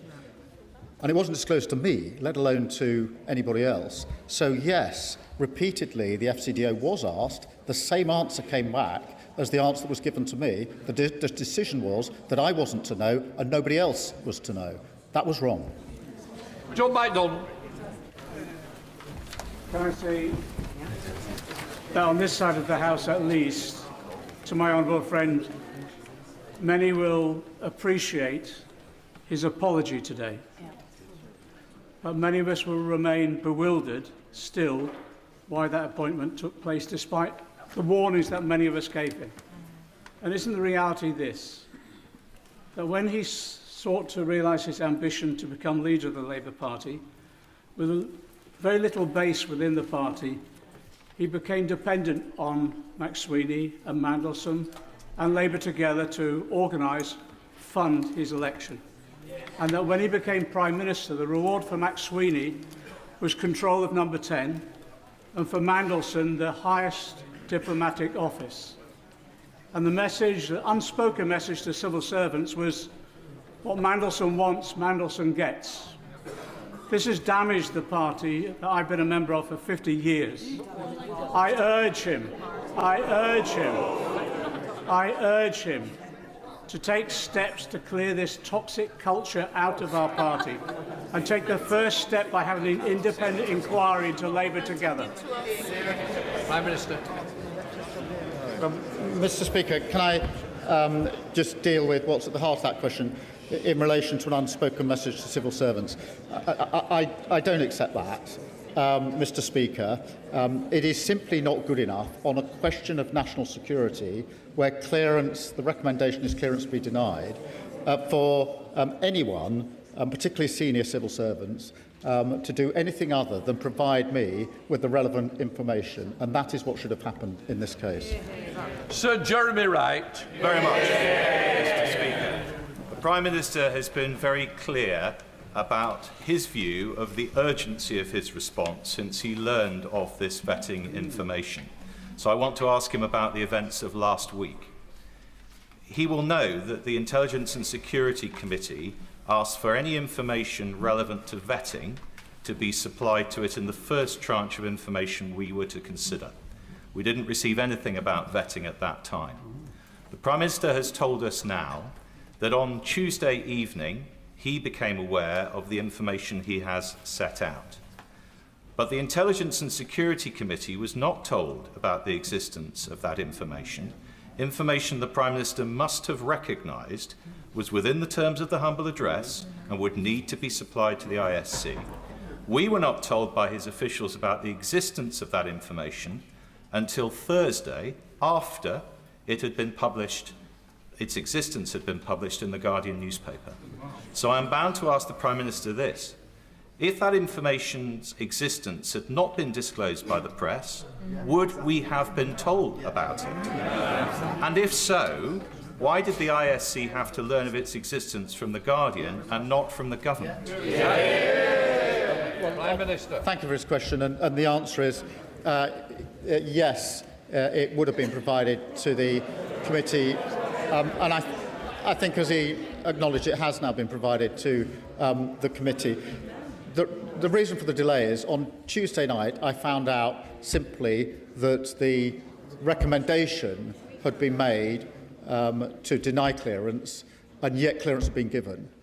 I wanted to understand who gave that clearance, on what basis, and who knew about it, so I could update the House and obviously make the information available to the committee. And that's what I asked on Tuesday night my officials urgently to do, so that the full picture could have been put before both the House and the committee. And I'll make sure that the full picture is put before the committee. Alistair Strapper. Thank you, Mr. Speaker. Many of my constituents are rightly appalled that someone who betrayed not just our country but every single victim of Jeffrey Epstein was able to serve in such a prestigious position. Whatever the judgment in the security vetting file, that decision to appoint him was wrong, and I welcome the Prime Minister's owning an apology for that moment. But many of my constituents are also rightly concerned to learn that not a single democratically elected official in government was informed about that decision. Given this, what undertakings is the Prime Minister instigating right across government to ensure that in the future it's our democratic decision makers who are putting the full picture for these crucial judgments? Prime Minister. Can I thank him? And Mr. Speaker, that is precisely why I've asked for the entire developed vetting process to be reviewed by Sir Adrian Fulford. And I've made it absolutely clear to this House and to the civil service that my strong view is that the information that was not provided to me could have been provided and should have been provided. Umbrella. Thank you, Mr. Speaker. The Prime Minister wants us to focus on process and not his judgment. But this entire sorry episode is the direct result of his decision to make a direct appointment to one of the most senior roles in the FCDO of somebody who was wholly inappropriate for the role. So can the Prime Minister at least confirm to the House that this was a singular error of judgment and that his number 10 operation has not proposed political appointee for any other senior role in the FCDO? Prime Minister. In relation to the decision, yes, it was my decision. It was an error of judgment, and that's why I've apologised to the victims of Epstein. I've done it again today, and right to do so. In relation to the second point of his question, whether any other political appointments, I will have to just check on that and get back to him, because I'm not. There are very many appointments made. There are very many appointments made to senior positions, and I will just check that for him. Pete Corgill. Mr. Speaker, the House and the public understand the importance of independent security vetting and why sensitive personal information must be protected, but they are also shocked that decisions of such significance could be taken without the knowledge of the Prime Minister. I have worked closely with the Prime Minister and know how seriously he takes national security and accountability to this House. So can the Prime Minister set out what steps he will take to remove any ambiguity, so where there are serious concerns, those risks are flagged to ministers, ensuring that accountability to this House and to the country is always upheld? Prime Minister. I thank her for her question, Mr. Speaker. That is why last week the Chief Secretary removed suspended the power of the FCDO to make a recommendation or to take a decision contrary to the recommendation of UK SV. Sir David Davis. Mr. Speaker, the Prime Minister has twice rebuffed first the Leader of the Opposition, then the Leader of the Liberal Democrats, when they said that the then Cabinet Secretary's advice to the Prime Minister was to get the clearance before the announcement. So I'm going to read in one sentence from a document entitled Options for HMA Washington from the Cabinet Secretary of the day to him personally. It says, if this is the route you wish to take, you should give us the name of the person you would like to appoint, and we will develop a plan for them to acquire the necessary security clearances and do due diligence on any potential conflicts of interest or other issues of which you should be aware before confirming your choice. The House doesn't want to hear about what Mr Wormholt said a year later. That was the advice then. Why didn't he follow it? Mr Speaker, he reads out the passage from Mr Case's advice. The process that was followed was what I understood to be the usual process. In other words, the appointment was subject to the security vetting. It is why, when Sir Chris Wormholt looked at it in September, he addressed the question by reference back to Simon Case's letter, because I wanted to know the process that had been followed was the right process, and that is what Sir Chris Wormholt looked at. He looked at it expressly by reference to the Simon Case letter that has just been read out, and assured me that the right process was followed when he reviewed it. Belter. Thank you, Mr Speaker. Anybody who knows the Prime Minister will know full well that he would never, ever deliberately mislead this House. But the reality is this, Mr Speaker, ex post facto vetting is utterly pointless when the appointment is political. And the trouble, Mr Speaker, that we all face is that trust in the Prime Minister and in politics is diminishing as this sorry saga continues. So in the 17 days we have leading to those very important elections, never mind question, those very important elections, what does the Prime Minister propose to do to win back the trust of the country? Prime Minister.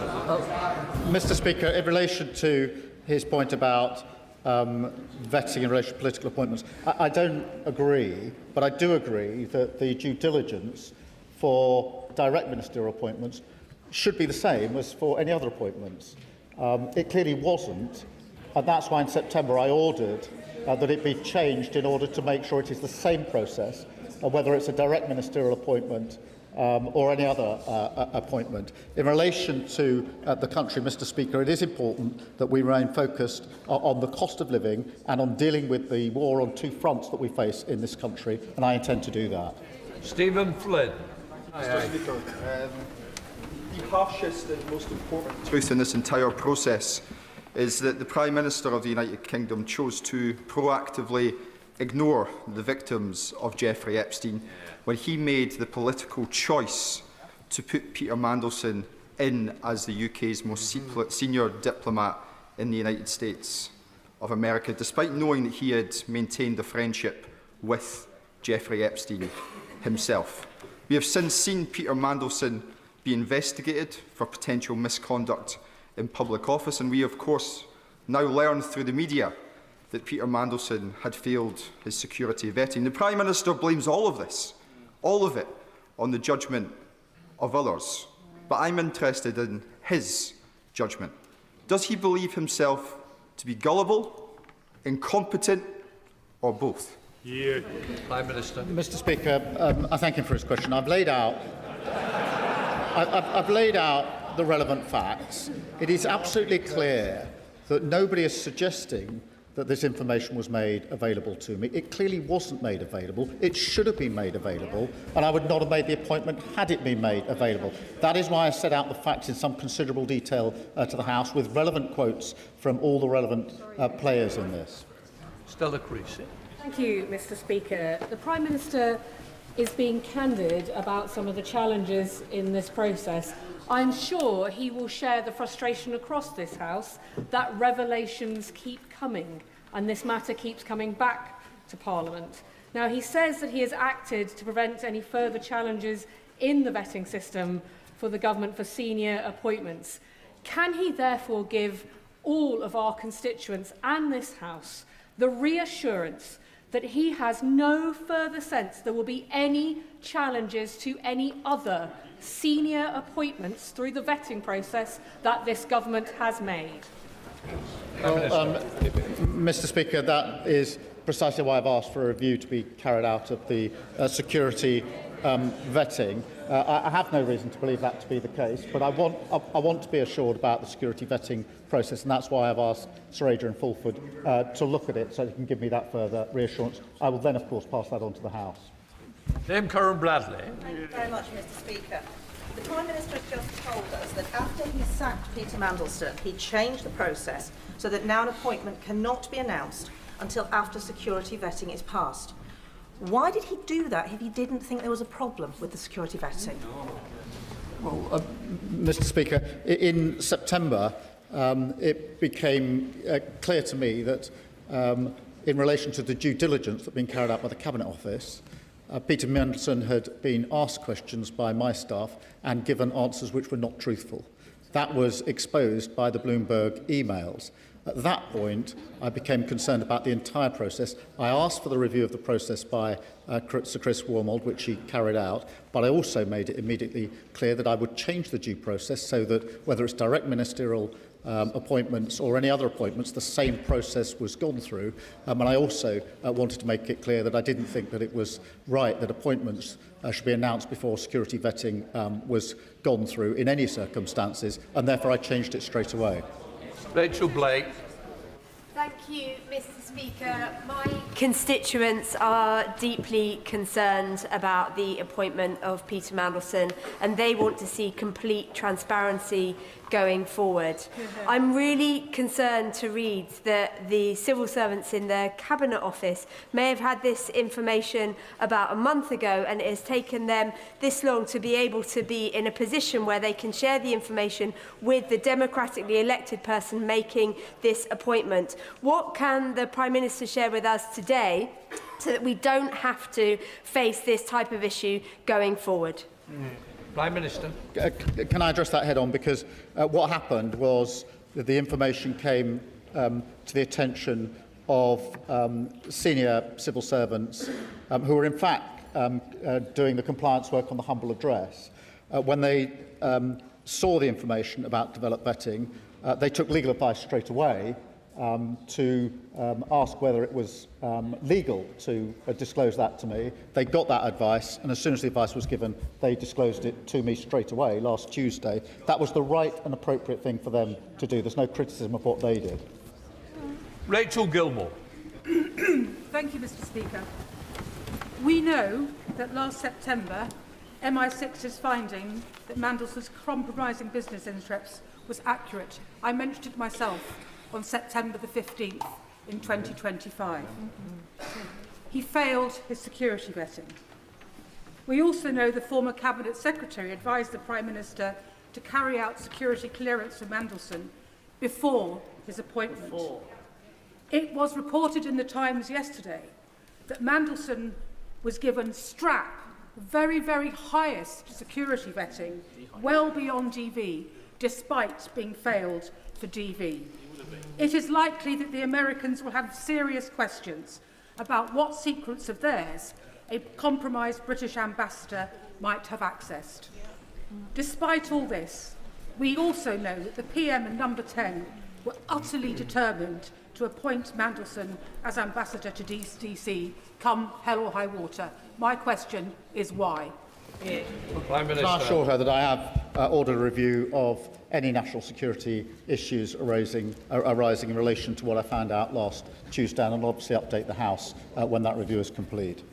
Dr. Rupa Hutt. Thank you, Mr. Speaker. And I also thank the Prime Minister for his heartfelt statement. And, if we're judging parties on actions, not words, for reviving the post of anti-corruption czar. It was vacant for 3 of his predecessors, years and years, starting with Boris Johnson's lockdown breaches. So can I ask the Prime Minister, now that we have the heavyweight Margaret Hodge in post, what plans does he have for this broader policy area? Well, I'm sure that Margaret Hodge will do a very good job in that role, as she's done in so many other roles previously. Sir Julian Lewis. Who first suggested to the Prime Minister that Mandelson should be appointed as our ambassador to the United States, or was it just his own idea? Did it never cross his mind that Mandelson was at risk of failing the vetting process? And before sacking Oliver Robbins last week, Did the Prime Minister ask him why he overruled the verdict of the security vetters, and if so, what was his explanation? I did ask him, and I didn't accept his explanation. That's why I sacked him. Rachel Maskell. Thank you, Mr. Speaker. At the beginning of February, in February 2026, we learnt that Peter Mandelson had shared highly sensitive government information with Jeffrey Epstein from the former Prime Minister Gordon Brown. At that juncture, if I was in his shoes, I would have been forensic in recognising a security risk and wanting detailed answers. What's not adding up for me is why we are now in mid-April before we get this information, and why the Prime Minister didn't drill down to ensure that we had the security information, which clearly we learnt that Peter Mandelson had breached. Well, Mr. Speaker, it was at that point that I did order the review of the security vetting, because I was concerned that it had failed. In fact, because of information I wasn't given, it hadn't failed. It had actually given the recommendation that clearance should be denied. The fact that when I ordered a review of UKSV, senior officials in the Foreign Office didn't at that stage, if at no other stage, bring to my attention the information they hadn't told me is astonishing, because I was ordering a review of the process, which which looked as though it had failed, when in fact it had flagged the relevant concerns. So, Oliver Dalton.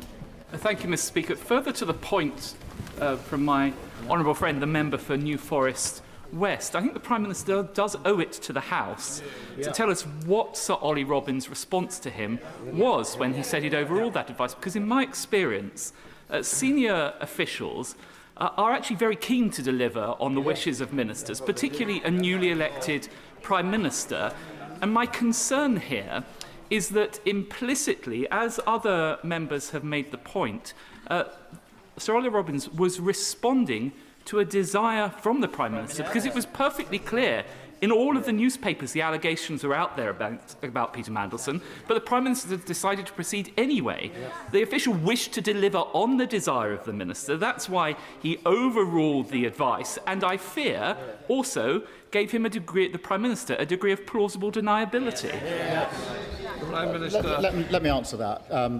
In relation to Sir Ollie. Let me start by saying he's had a distinguished career, and I must say that, and I do say that. I still, notwithstanding that, he should have provided this information to me, and he could have provided it to me. He's giving evidence tomorrow, but I can say to the House that when I spoke to him on Thursday, his view to me was that he couldn't provide this information to me because he wasn't allowed to provide the information to me. I don't want to put words in his mouth, because it's very important he gives his own evidence. In relation to the question that's being asked of me, when I said why wasn't this shared with me, he did. I've been asked what questions I put to him, and I've been asked the answer, and I'm trying to give that answer. I'm trying to give it without putting words into Ollie Robbins' mouth, because I don't think that's fair of me to do so. But what he said to me was essentially that he took the view that this process did not allow him to disclose to me the recommendation of UKSV. No doubt he'll be asked further questions about that. He did. That is the reason that he gave to me. Sarah Champion. There are 61 conflicts raging around the world. I've never known international diplomatic relationships be more fractured. FCDO is pushing through 40% cuts of aid and 25% cuts of staff, all under the watch of the Permanent Under-Secretary. So can I ask the Prime Minister, what risk assessment was carried out before he was removed? Prime Minister. Mr. Speaker, I was dealing with a very serious issue. I asked my team to establish urgently the facts on Tuesday night. I spoke to the former Permanent Secretary on Thursday night. As a result of the information I had and the exchanges I had, I made it clear that I no longer had confidence in him. Anderson. Thank you, Mr. Speaker. The problem the Prime Minister's got is no one believes him. The public don't believe him. The MPs on this side of the House don't believe him. His own gullible backbenchers don't believe him. So does the Prime Minister agree with me? He's been lying. Prime Minister, sorry, we don't use those words, and I'm sure the members withdrawn it. Mr. Speaker, I have the greatest respect for you and your office, but I will not withdraw. That man couldn't lie straight in bed. Order. Mr. Anderson, you'll have to leave. Phil Brettle. Speaker, when Sir Ollie Robbins came before the Foreign Affairs Committee on the 3rd of November last year, he was asked by my honourable friend, the member for Liverpool Walton, whether, in the context of vetting, Lord Mandelson's appointment was escalated. Citing a need to maintain the integrity of the vetting system, Sir Ollie replied, and I quote, "I certainly cannot comment on that, I'm afraid."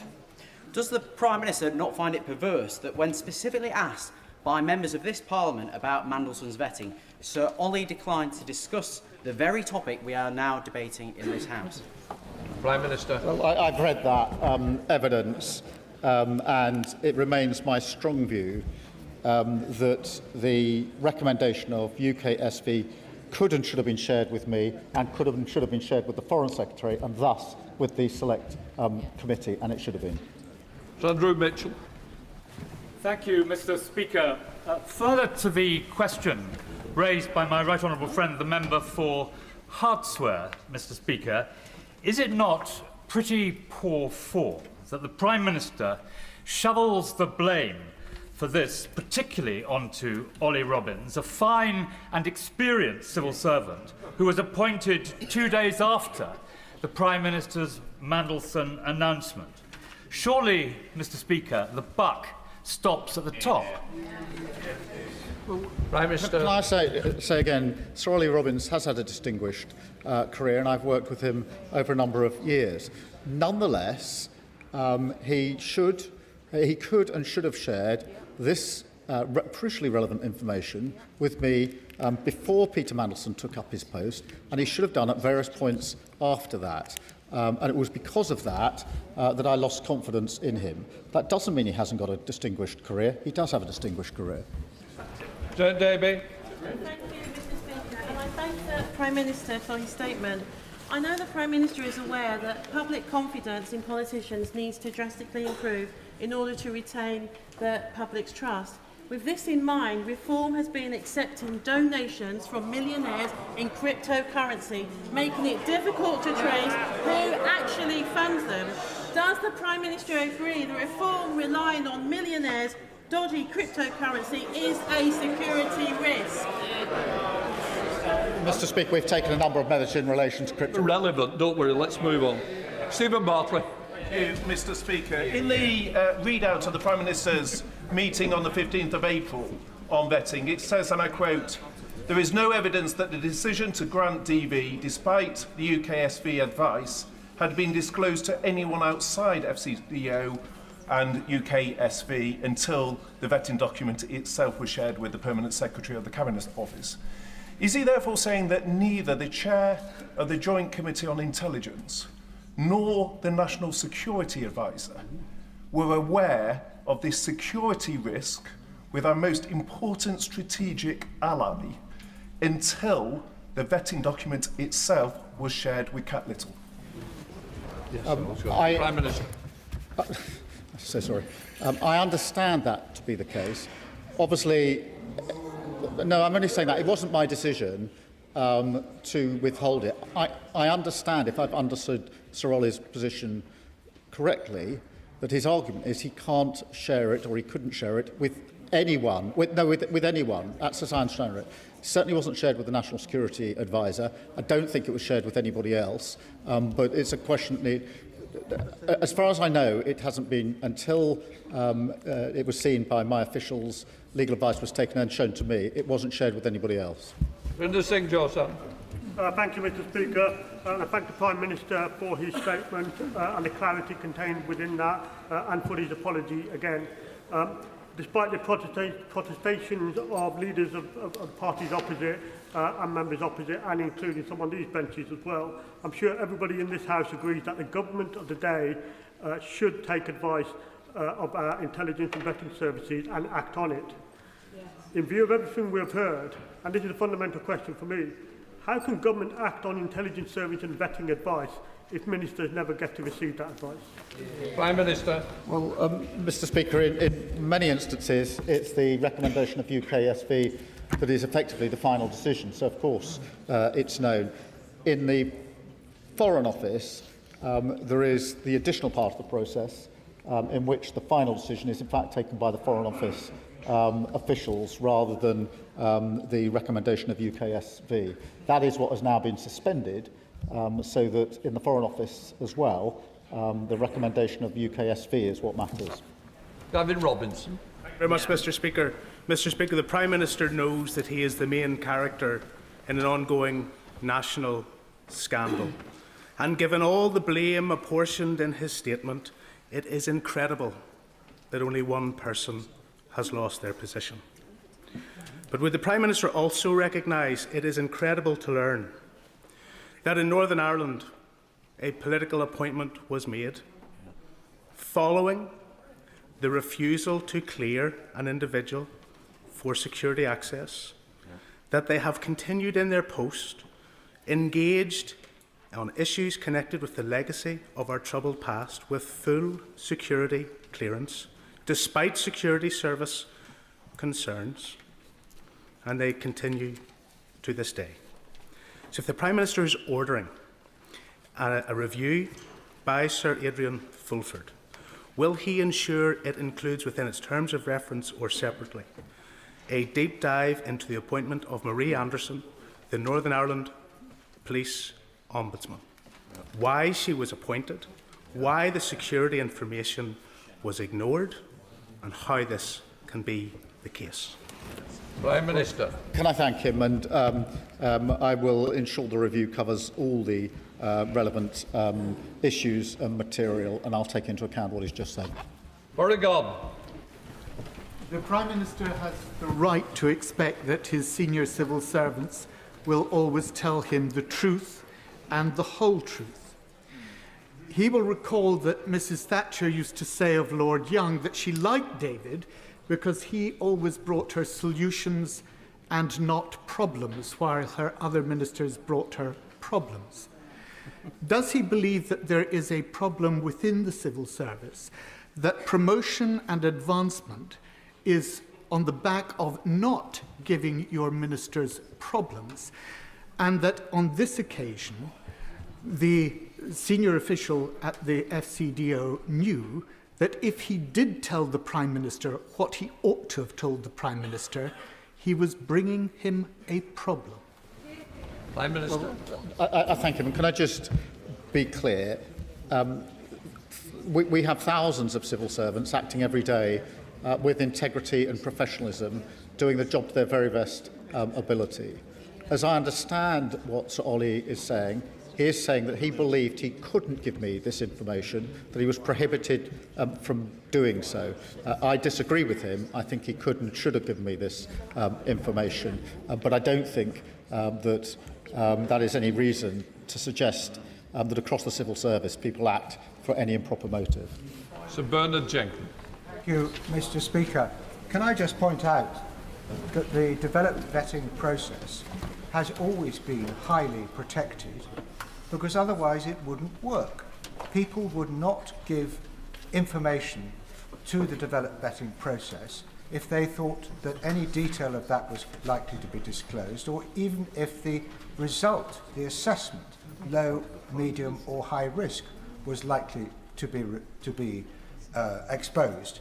And that is why the previous Labour government in 2010 wrote into the Constitutional Reform and Governance Act, Section 3, in order to prohibit that disclosure.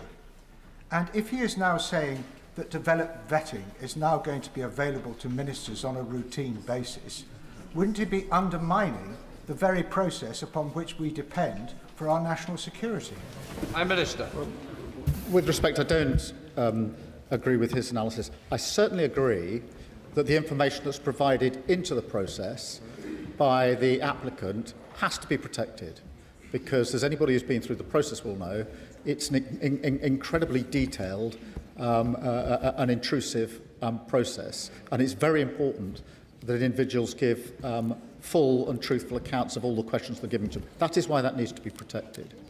I do not accept that means that the recommendation of the UK SV cannot be shared with ministers, including the Prime Minister. I think there's a distinction between the two. I accept the first. I utterly reject the second.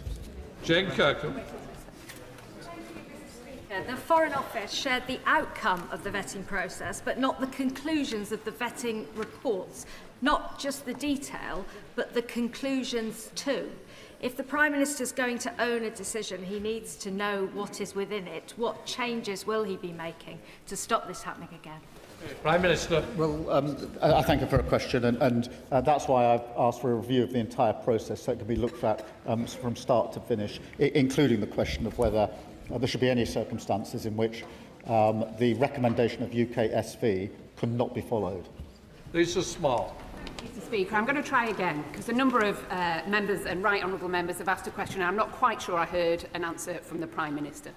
Why did the Prime Minister choose to ignore the advice from the then Cabinet Secretary, Simon Case, to seek security vetting before confirming Peter Mandelson as his pick?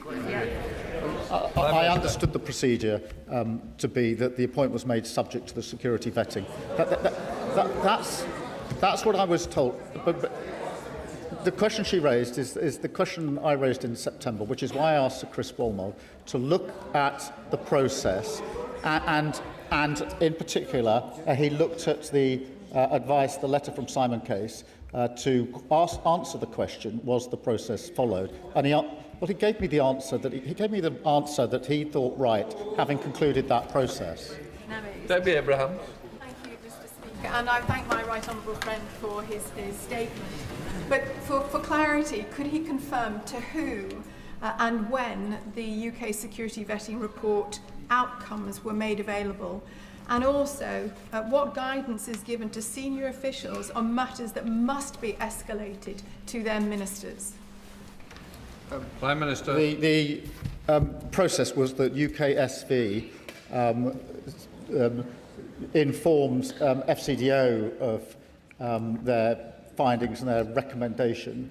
Then there's an escalation process. It's part of the process in the sense that it is the FCDO in these particular cases to make the final decision, which is what they did in this case.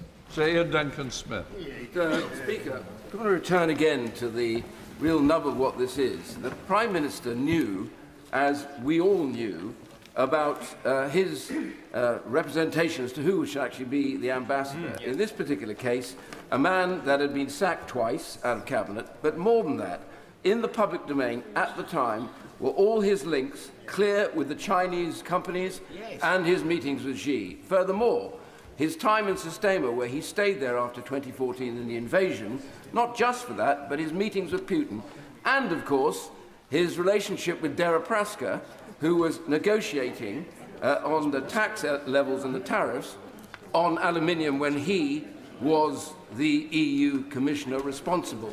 So with all of that going on, his announcement of this man into the ambassadorial position, why did he think that therefore he didn't know something about him?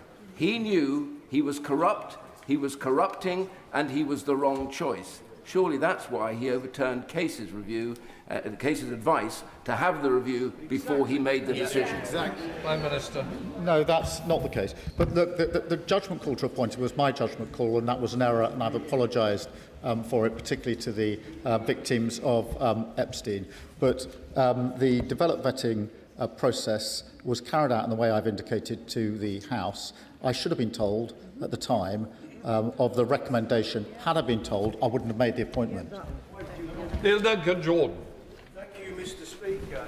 Today's statement may well be about process and procedure, but surely, Prime Minister, the real issue is why, when Peter Mandelson's reputation was already known, was he ever considered for such an important role? Prime Minister. Well, Mr Speaker, I've accepted that that was my decision and I've apologised for it.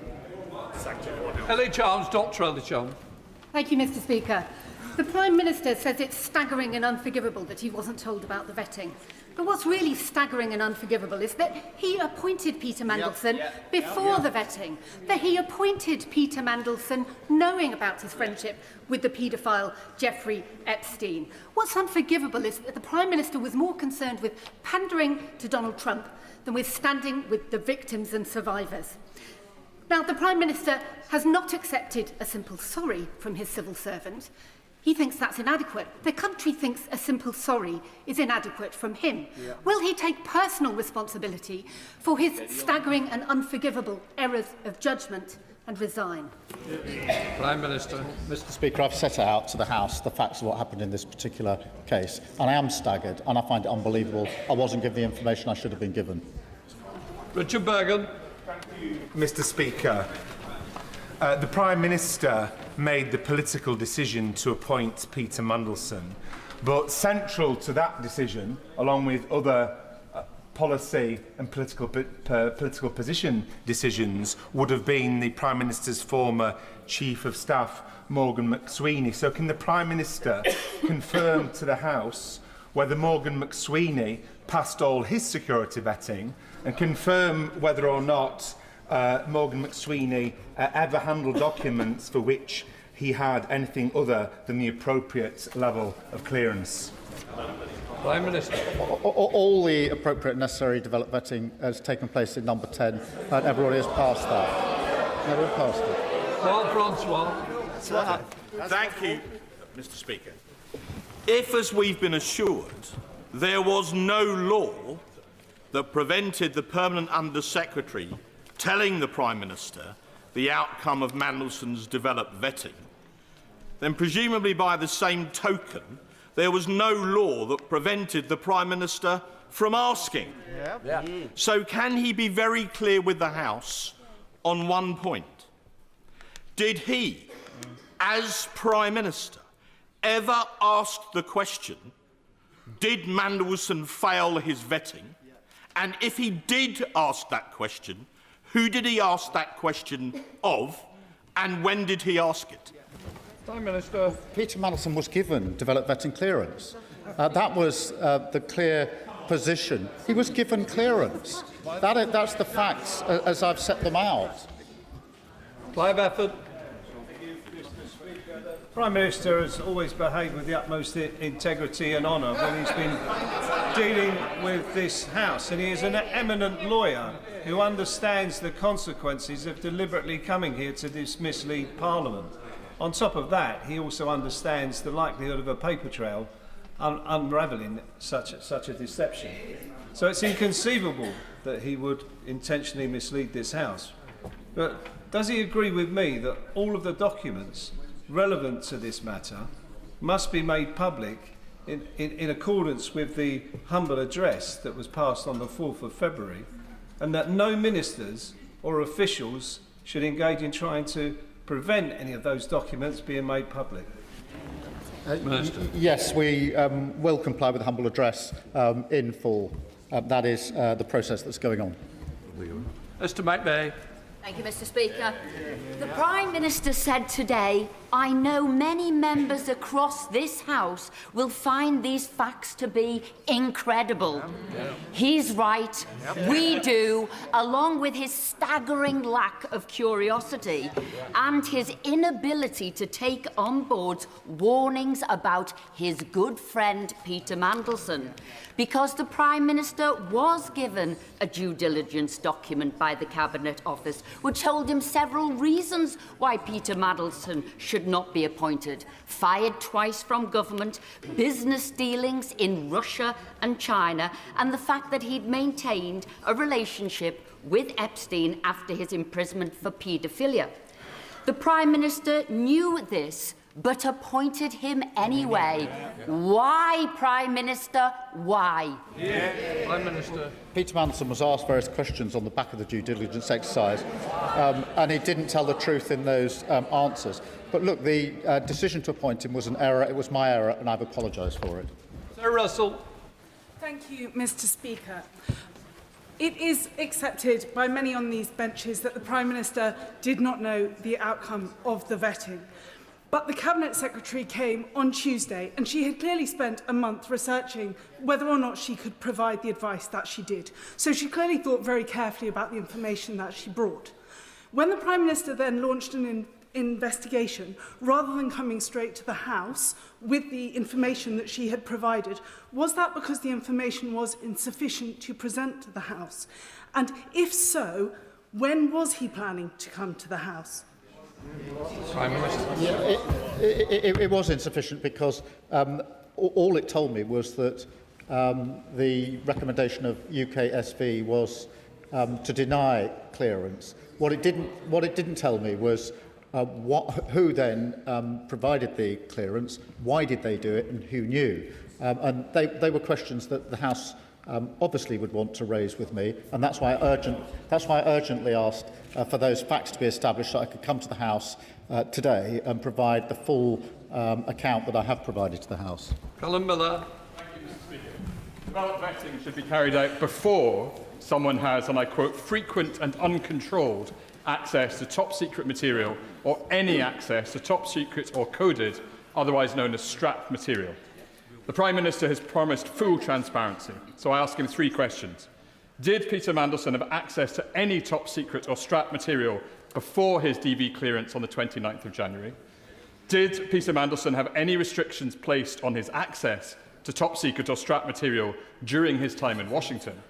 And if so, has the Prime Minister assured himself that Mandelson did not leak any of this material, just as he had leaked commercially confidential material to Jeffrey Epstein under Gordon Brown?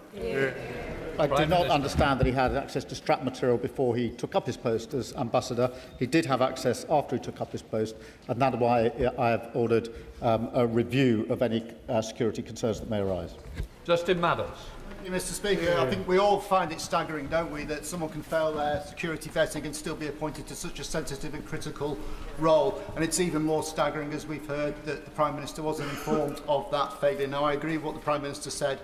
He didn't need to know the details, but he did need to know that he'd failed the security vetting. And it's in terms of the detail that I want to ask the Prime Minister this.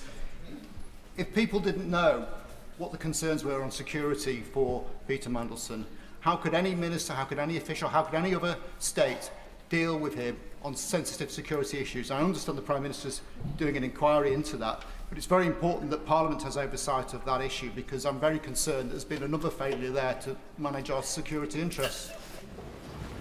Prime Minister, I thank him. In a case such as this, in relation to such a sensitive post, I don't think it's right that somebody should be appointed at all if the UKSV are recommending that clearance is not given. So that would be my position on this.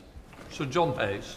Thank you, Mr. Speaker. When I was privileged to serve as Security Minister, the Prime Minister was my shadow, and dealing with matters of the most significant national security, he was straightforward with me, as I was with him.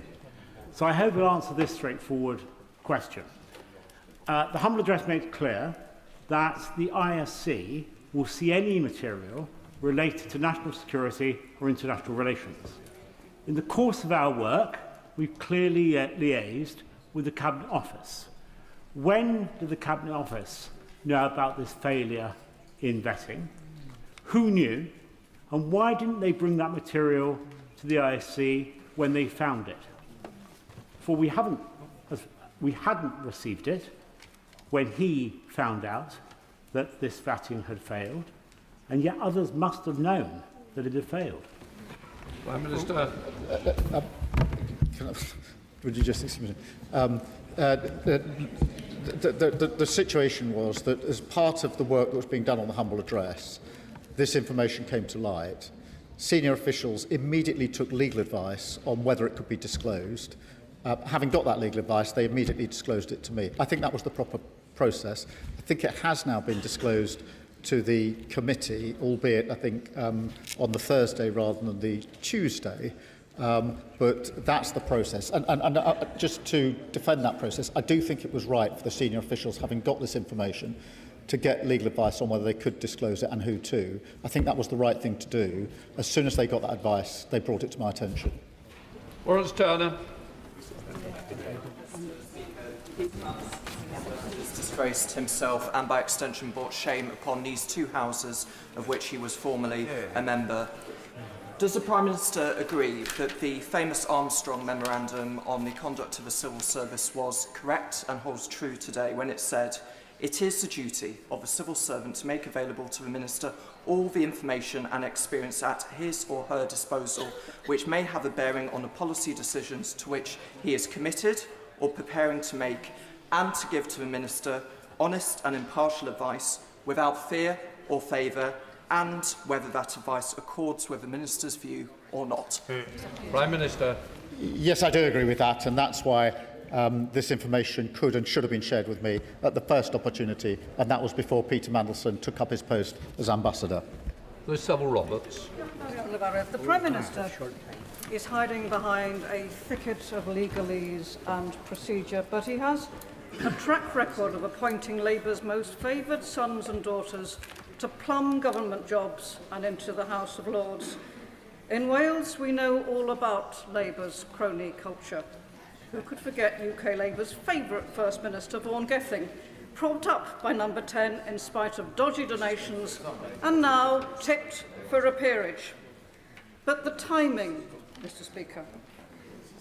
How will he explain to his party his role in bringing down Labour's century of dominance in Wales in the forthcoming elections? Prime Minister. Well, Mr. Speaker, I'm addressing the question today about the process in relation to Peter Mandelson. I've set that out in some detail to the House and answered a number of questions. Afsana Begum. December 2024, the Prime Minister said in announcing Peter Mandelson as US Ambassador that he had unrivalled experience. This was despite the gravity of what was known about his record and available publicly.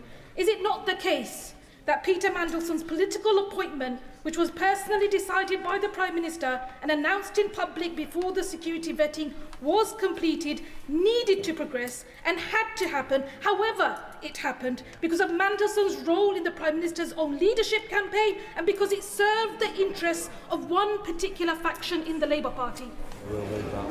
Prime Minister. Mr. Speaker, I don't accept that is a reason for withholding from me the information about security clearance. John Whittingdale. Thank you, Mr. Speaker. The result of the Prime Minister's terrible failure of judgment is that for over a year this country's interests were represented in the United States by someone that our own security services deemed to be a security risk.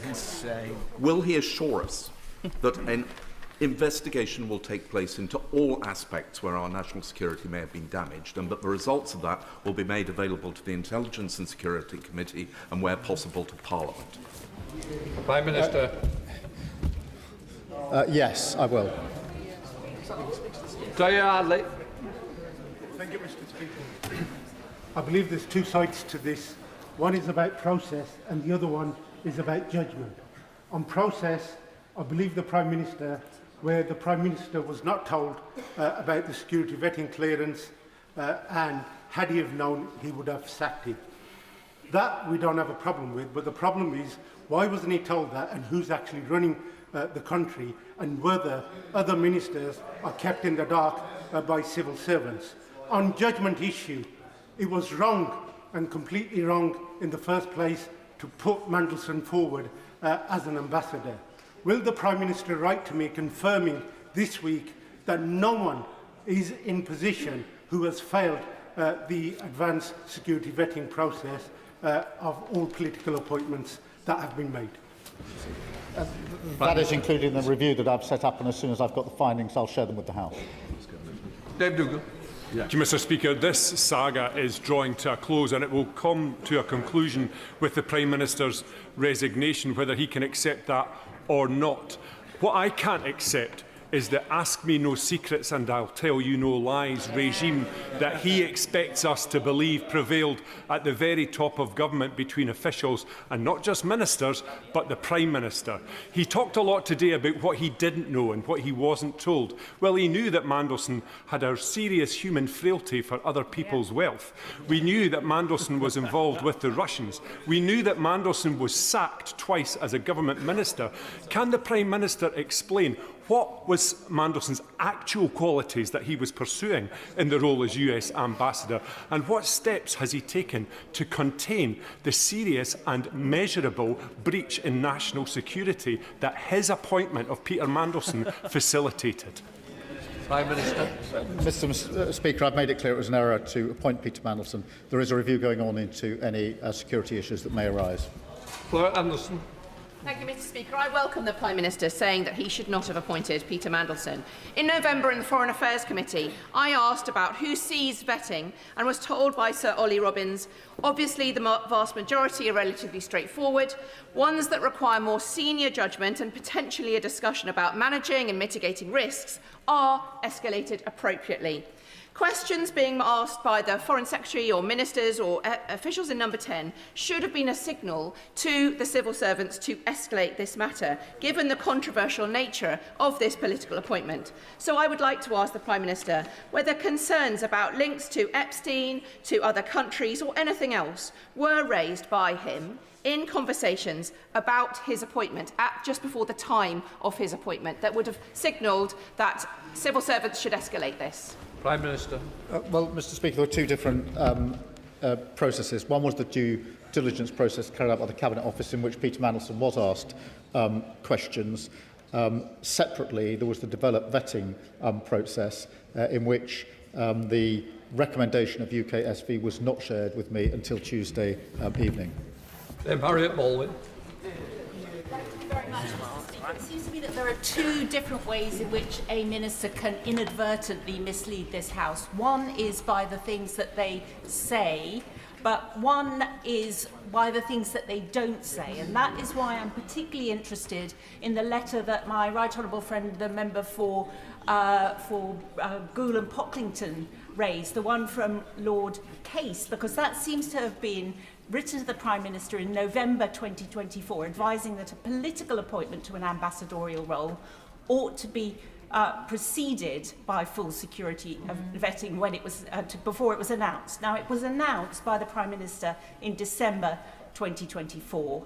Did he write on his decision there that he wanted it to be subject to him passing the full security vetting? What did he write on his box note? Prime Minister. Mr Speaker, I understood it to be subject to developed vetting, but it was because of the process that in September 25 I asked Chris Wormold to do a review for me of the process, and he did that by reference back to the Simon Case letter. Thank you, Speaker. I'm sure the Prime Minister is aware of the damage that this saga has done to public trust in politics and in politicians. However, I would like him to confirm that his focus and the focus of his government is on the issues that matter most to my constituents in Banbury, in particular tackling the cost of living. Prime Minister.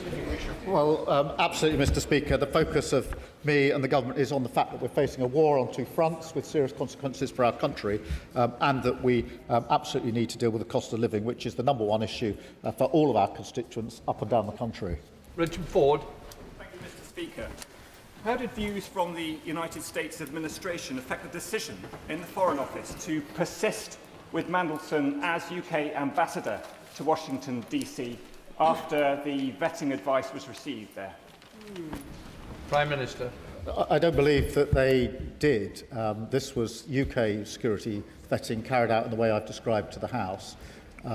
The issue is that the recommendation was not shared with me. That was a matter here in the United Kingdom. Ferriel Clark. Thank you, Mr Speaker. Can I thank the Prime Minister for his statement?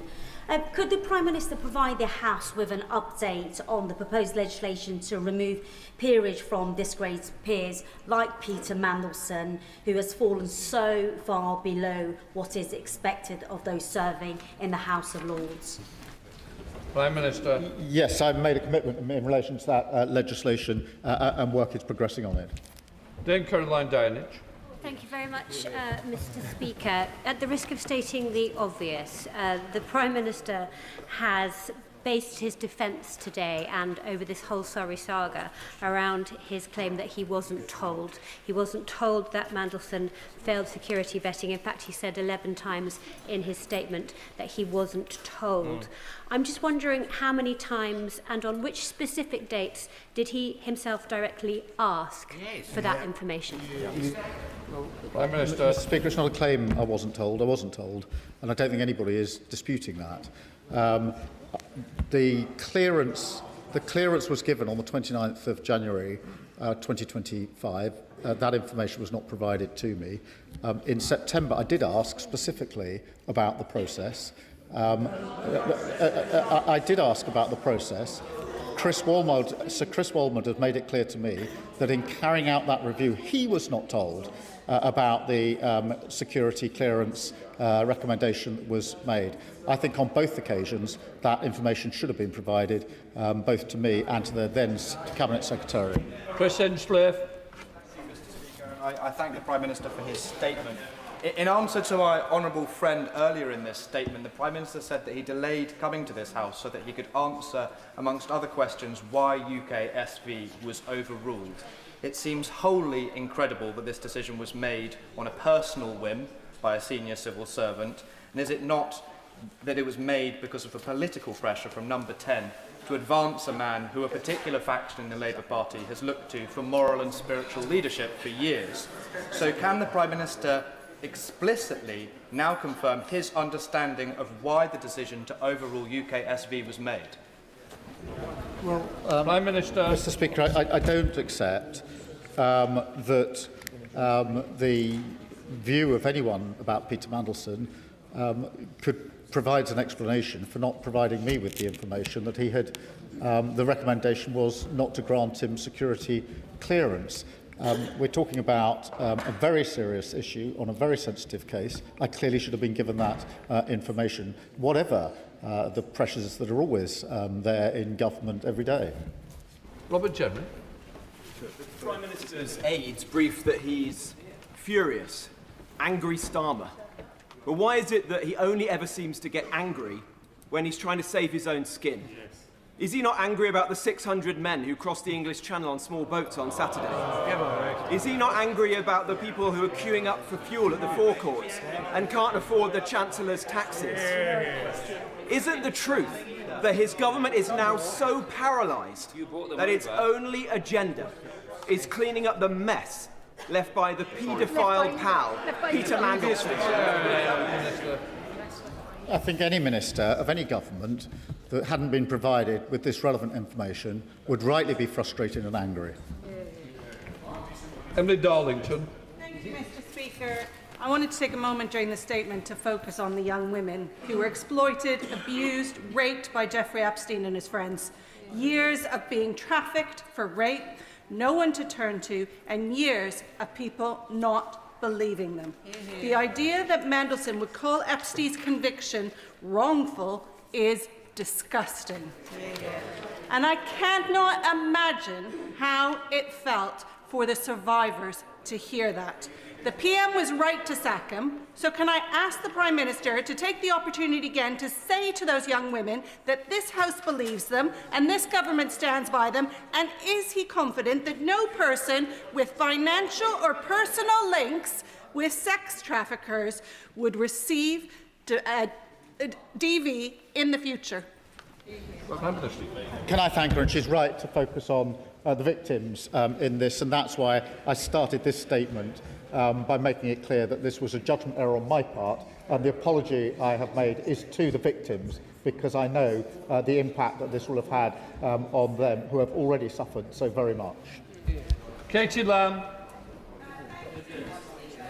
My right honourable friend, the Leader of the Opposition, asked this question, but I don't believe received a response.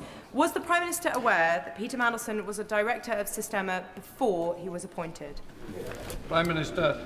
Mr. Speaker, I acted on the information that was provided to me in the due diligence process. The information that was dealt with in the security vetting process has not been made available to me, nor can that detail be made available to me. It's the recommendation that should have been made available to me. Arthur Brash.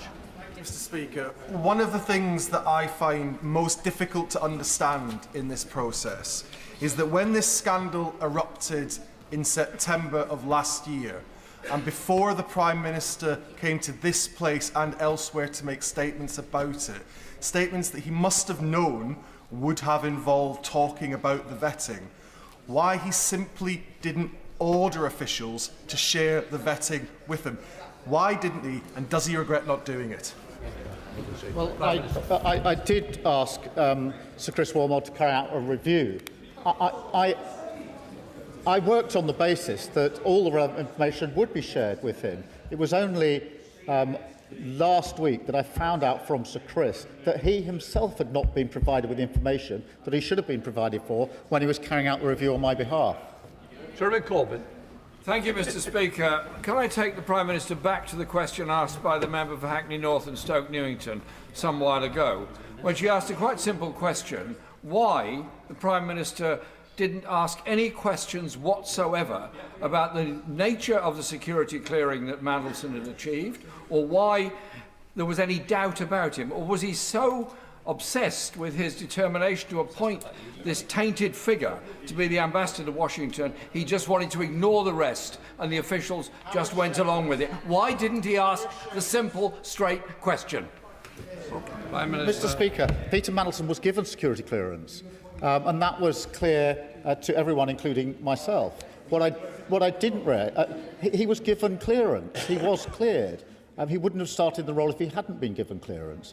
As soon as it came to my attention last week that that was against the recommendation of UK SV, I did ask for the information I've now put before the House. Melinda Ward. Thank you, Mr. Speaker. We all agree that Peter Mandelson should never have been appointed, and the Prime Minister has said this clearly and consistently and taken responsibility, including by apologising. That is the right thing to do. Can the Prime Minister give further assurance that the Government will continue to comply with the humble address in full? Yes, I can give that assurance. We will. John Lamont. We got that. Thank you, Mr. Speaker. The Prime Minister said various things over the course of the last few weeks and months, which have now turned out not to be true around the vetting process of Peter Mandelson. Does the Prime Minister accept he inadvertently misled the House of Commons? Yeah. Prime Minister. No, I did not mislead the House of Commons. I accept that information that I should have had, and information that the House should have been before the House, but I did not mislead the House, and that's why I've set out the account in full. Anybody else? Jacob Collier. Thank you, Mr. Speaker. The Bloomberg files, which caused the Prime Minister to sack Peter Mandelson, revealed that Mandelson had been leaking confidential government information to a convicted paedophile during Gordon Brown's government. In his role as ambassador to Washington, there will have been access to highly sensitive and top-secret documents. So knowing that this was his previous behaviour, is there any investigation by the government or security services into potential leaks during Mandelson's tenure as ambassador? That's why I've asked for a review to be carried out in relation to the material that could have caused any issues in relation to national security. Luke Taylor. Thank you, Mr. Speaker. On the 12th of September, it was revealed in the Independent newspaper that Mandelson did not pass vetting by MI6 and therefore by UK SV. On the 16th of September, in this chamber, my honourable friend, the member for Tiverton and Minehead, made the same claim in the presence of the Minister, the Right Honourable Member for Cardiff South and Penarth. On hearing this information, did the Minister or the Prime Minister feel the need to ask if the specific claim there was true? And in the response that was given, that DV clearance was granted by the FCDO, as a KC, how did he not see the clear difference between the question that was asked and the answer that was given? And does he not agree with me that, in his own words, his explanation beggars belief? Prime Minister. Mr. Speaker, at various points, questions were asked, and questions were therefore put to FCDO. The answer back was the same because they took the view that was not information they could share with anyone, including myself. Dr. Lissengar.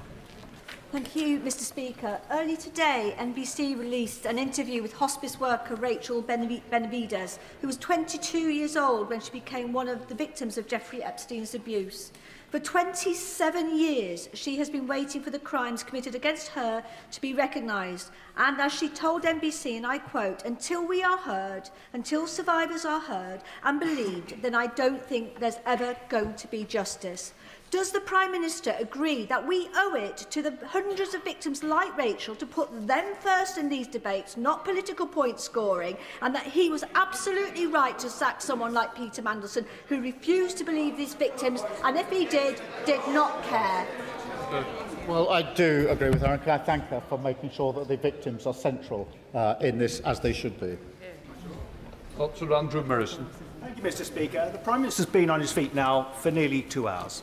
So can I put it to him that the most charitable explanation that can be put forward to explain this sorry saga is that it has been a bad, probably terminal case of the three wise monkeys? See no evil, hear no evil, speak no evil. Yes. Prime Minister. Mr. Speaker, I've set out the procedure in some detail.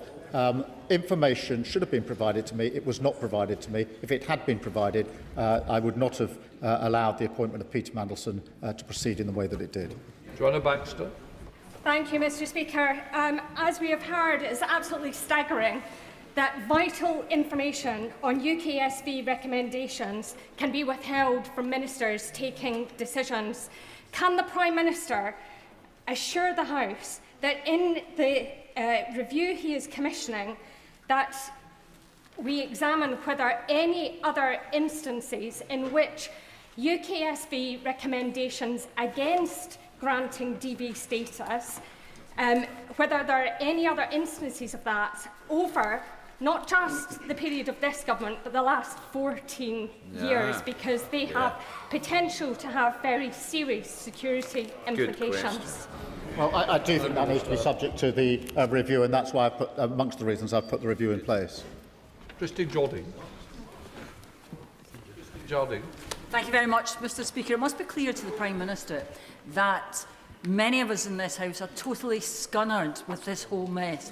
But believe me, that's nothing compared to what I'm being told in the doors in Scotland by voters who feel that they expected and were right to expect more from this government after what they were promised.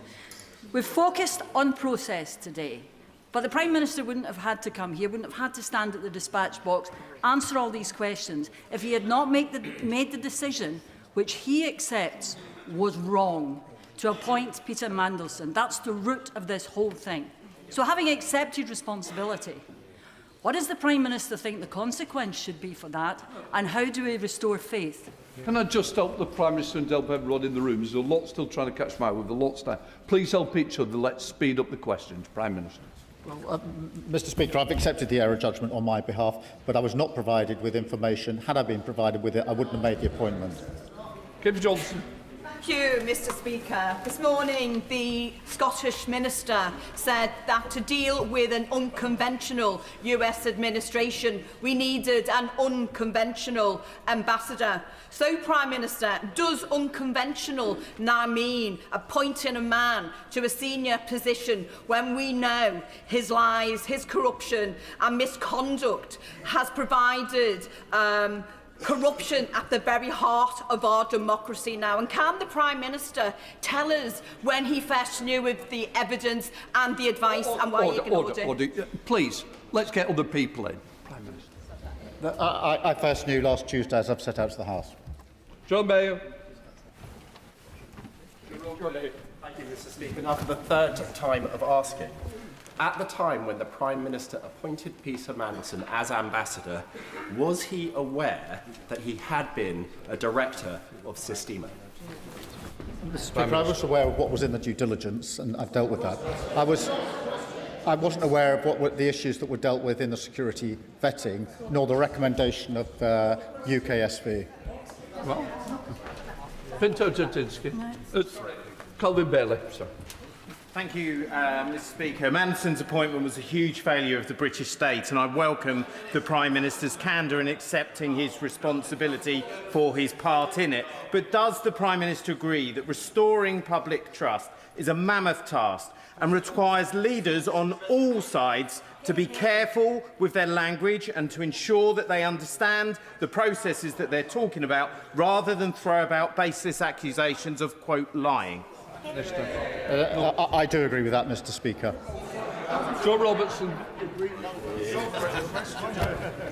Thank you, Mr. Speaker. The Prime Minister has been absolutely clear that he should have been shown the recommendation of UK security vetting. He knew he hadn't seen it, so why didn't he ask for it?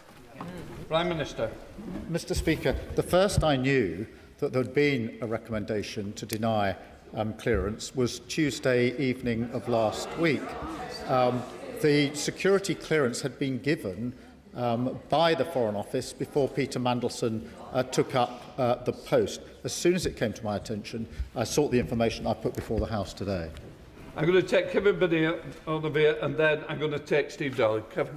Thank you, Mr. Speaker. Members of the public watching this matter will have been baffled by all the speculation about who said what and when. So I thank the Prime Minister for his calm, clear answer today. But no Prime Minister wants or should be in a situation like this, where governmental processes mean that critical information are not brought to the attention of ministers. So I welcome the Fulford review. But will the Prime Minister look at the wider relationship between government ministers and civil servants so that trust can be restored? Prime Minister. Yes, I will look at that, but I do just want to assert again, thousands of civil servants act with professionalism and integrity every day. On this occasion, this information should have been brought to my attention. Had it been, the appointment would not have been proceeded with. Natalie. Oh, sorry. Yeah, carry on. Thank you, Mr. Speaker. During this session of Parliament, we have seen the head of the OBR carry the can and resign due to an error by a member of his team. What will it take for this Prime Minister to carry the can? Prime Minister. Mr. Speaker, I was not provided with information I should have been provided with. Had I been provided, I wouldn't have made the decision. It was a deliberate decision. It wasn't negligence. It was a deliberate decision not to tell me. Natalie. Thank you, Mr. Speaker. I thank the Prime Minister for his statement, and I thank him even more for the apologies on the appointment of Peter Mandelson and being here today. I want to commit the words once again to the record of Virginia Giuffre. I think they are particularly relevant to Peter Mandelson. She said, "Don't be fooled by those in Epstein's circle who say they didn't know what Epstein was doing. Anyone who spent a significant amount of time with him saw him touching girls that you wouldn't want a creepy old man touching your daughter. They can say they did not know he was raping children, but they were not blind." Now, on the House, across the House, there is consensus that we need to get to the bottom of this. I absolutely accept that the Prime Minister did not know about the security vetting. But can the Prime Minister please update the House on when we can have the next tranche of documents from the humble address so that we can get to the bottom of who did know what and when? Prime Minister. Can I thank her for her campaigning on behalf of these victims and many other victims in relation to abuse, sexual abuse in particular, and her insistence always that we must put the victims first. We are complying with the humble address as quickly as possible, and we will comply with it fully. For Blandre. Thank you, Mr. Speaker. In the Foreign Affairs Committee meeting back in November last year, I asked Sir Oliver Robbins whether the Foreign Office had a different view about who should be recommended for the posting of ambassador. Sir Oliver Robbins said to me that the Prime Minister took advice and formed a view himself, and we then acted on that view. Isn't it the case that the Prime Minister was repeatedly warned before the appointment that Peter Mandelson carried reputational and political risk, including that due diligence was not exhaustive and that vetting was not yet complete, and yet he chose to proceed regardless, announcing the appointment, overriding civil service advice and putting our national security at risk? Prime Minister. Mr. Speaker, I simply don't accept that there's any good reason why I couldn't have been provided with the information that was withheld from me. Had it been provided to me, I wouldn't have proceeded with the appointment.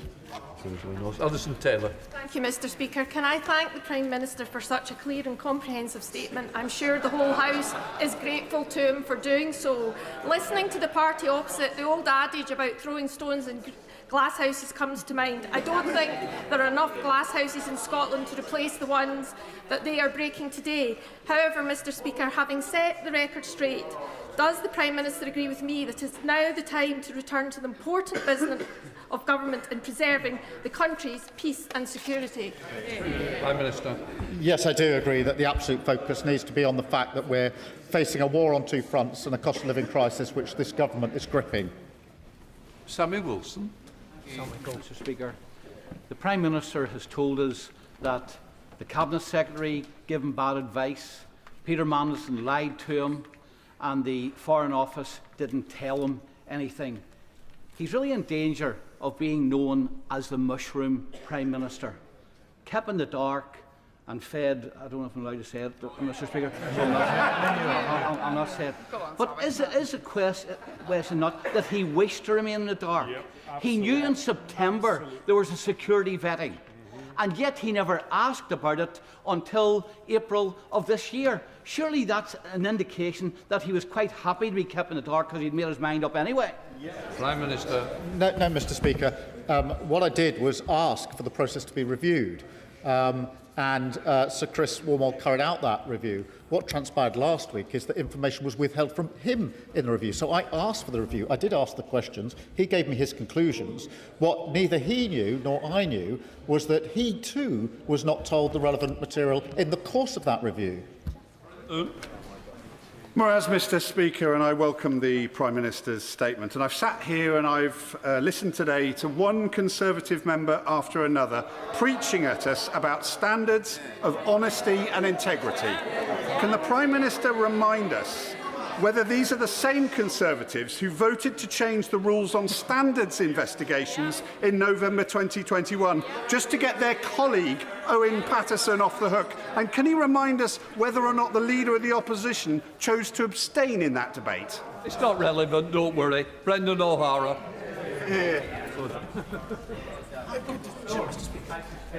Most reasonable people have concluded that if the Prime Minister knew and he inadvertently misled Parliament, then he should resign. If he didn't know, then he's running an incompetent, shambolic government and really should resign. And if he was lied to yet again, then he's simply too gullible and lacking in basic curiosity to serve as Prime Minister. Is the Prime Minister so detached from reality that he's the only person who cannot see that? Mr Speaker, the information was withheld from me. It was withheld from the Cabinet Secretary who was conducting a review on my behalf. That became clear yesterday, and I've set out the facts to Parliament. Sir Desmond Swayne. On the 4th of February, at column 780, my right honourable friend, the Leader of the Opposition, asked the Prime Minister, did the official security vetting that he received mention that Mandelson had an ongoing relationship with Jeffrey Epstein? Prime Minister, yes, it did. What on earth was it that he received that he was talking about, which the Right Honourable Lady referred to as the official security vetting, and he said yes, he had received it? The due diligence report. Calm. Thank you, Mr Speaker. I have a degree of sympathy for the Prime Minister, I truly do, because he set out very succinctly how he followed the processes and procedures. But as a member of the Bar, we are taught at a very embryonic stage in our profession that if you take on a client and there's something suspicious, then you contact the ethics line.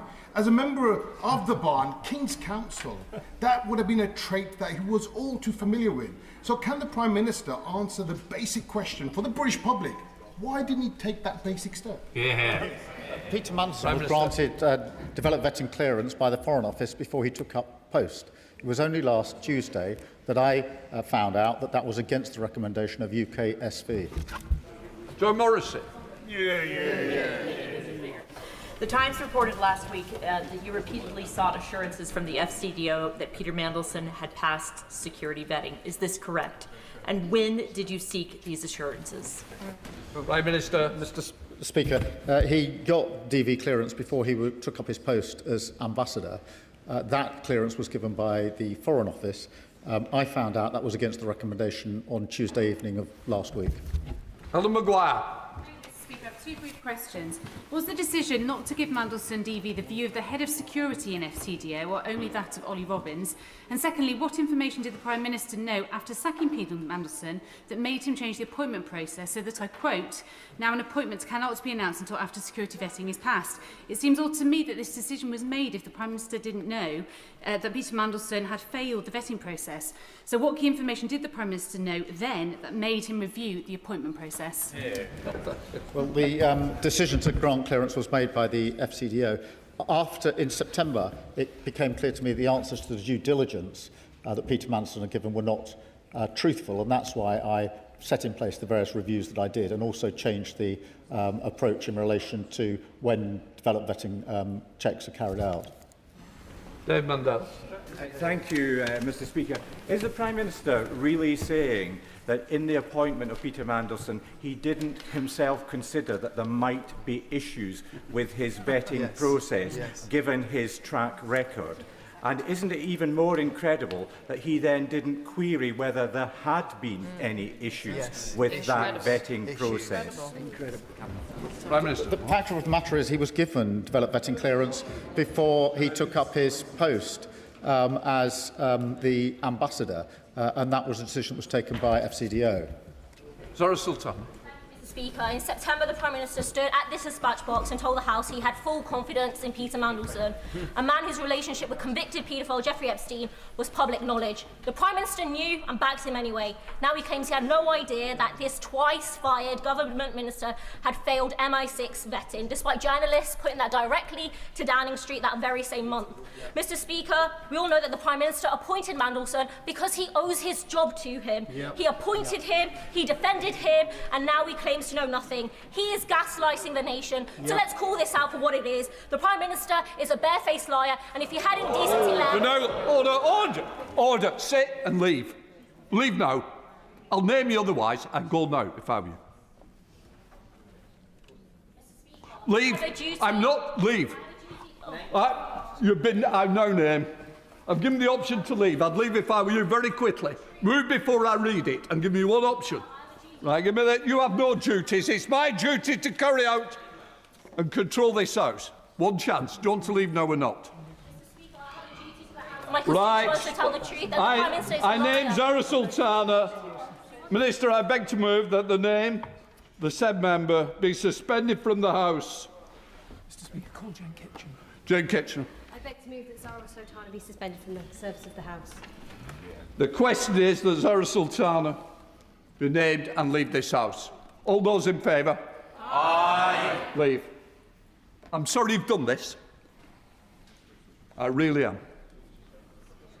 Right. Come on, Rebecca Paul. Thank you, Mr. Speaker. 7 months ago, 7 months ago, a national newspaper ran the story that Mandelson had failed security vetting. So how is it even possible that no one in number 10 knew until last week? Prime Minister. A number of inquiries were made. Questions were asked of FCDO, and the answer they gave was the same. They did not disclose to me or anyone in number 10 that UK SV had recommended against clearance. Dr. Al Pinkerton. Thank you, Mr. Speaker.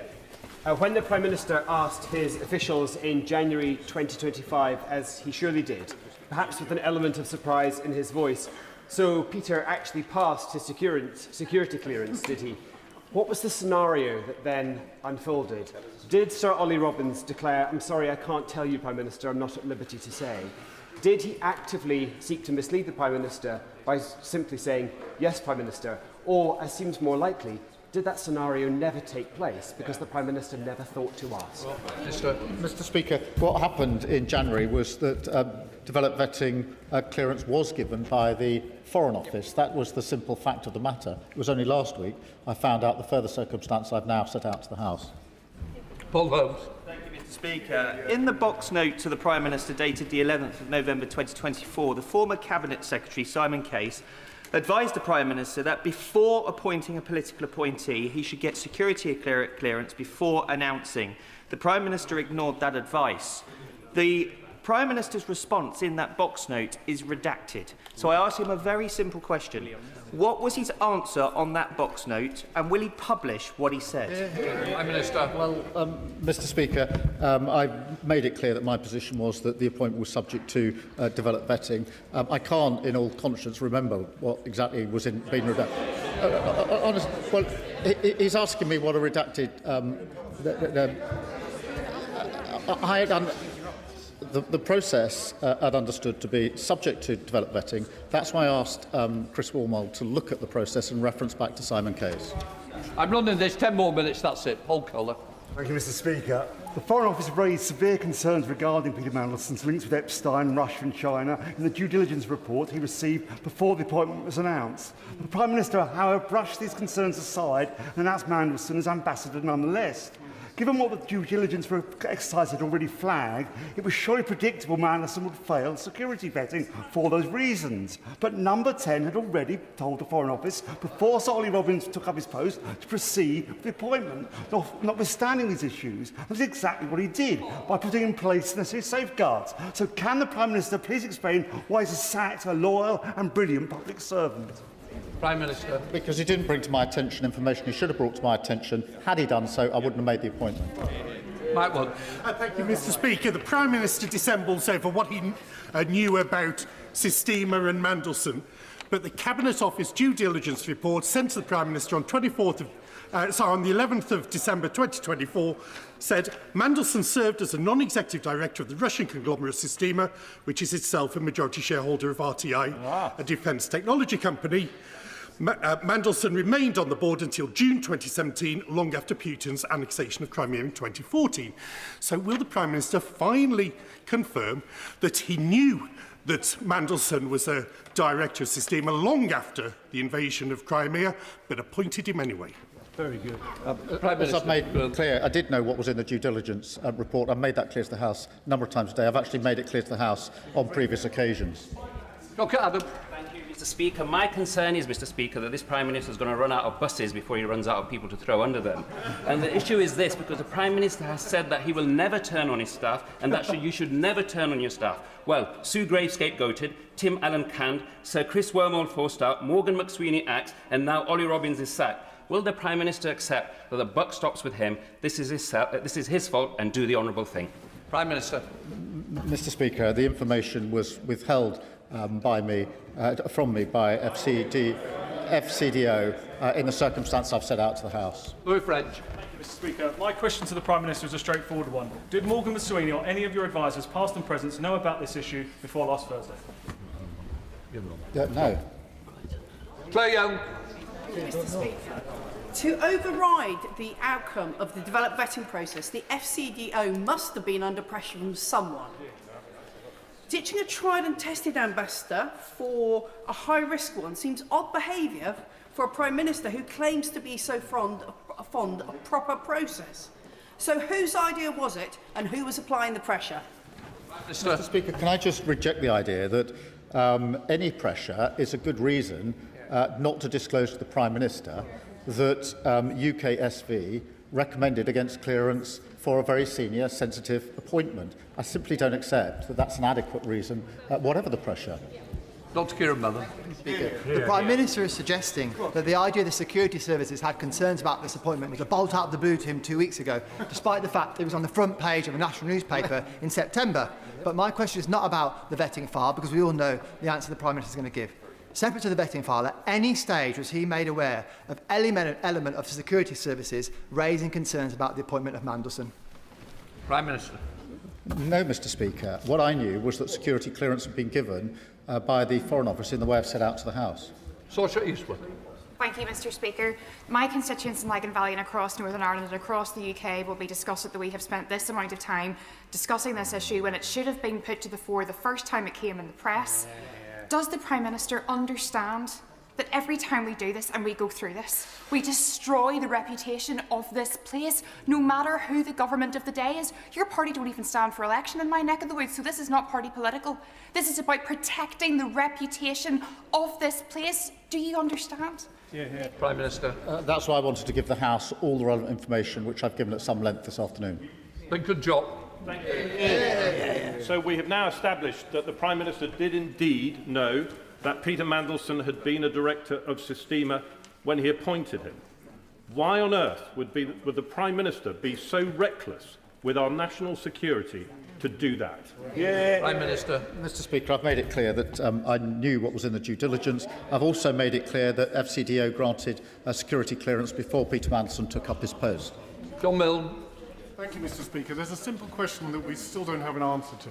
Did Peter Mandelson fail his vetting procedure because of his relationship with Jeffrey Epstein, or was it some other reason as yet undisclosed?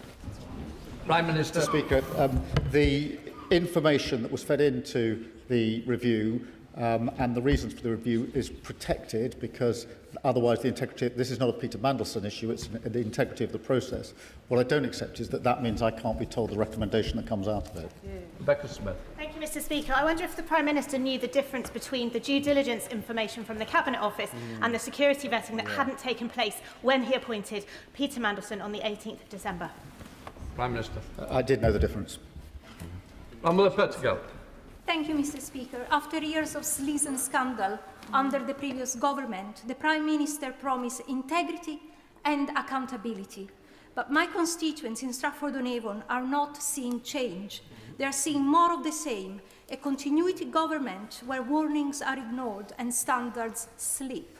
Why should anyone believe that he is still capable of delivering the change that he promised? Prime Minister. Mr. Speaker, I made sure the relevant inquiries were made so I could put the full picture before the House. That is the approach that I've taken, as members have seen this afternoon. Graham Stewart. Thank you, Mr. Speaker. This is a humiliating day for the Prime Minister and for the House and for the whole country. And yet, even still, Mr. Speaker, the Prime Minister isn't being open with us. He's relying on some later inquiry when the Cabinet Secretary told him in writing, in the official briefing, that he must seek a vetting prior to the appointment of a political appointee. That's true, isn't it, Prime Minister? And can you give a straight answer, just for once?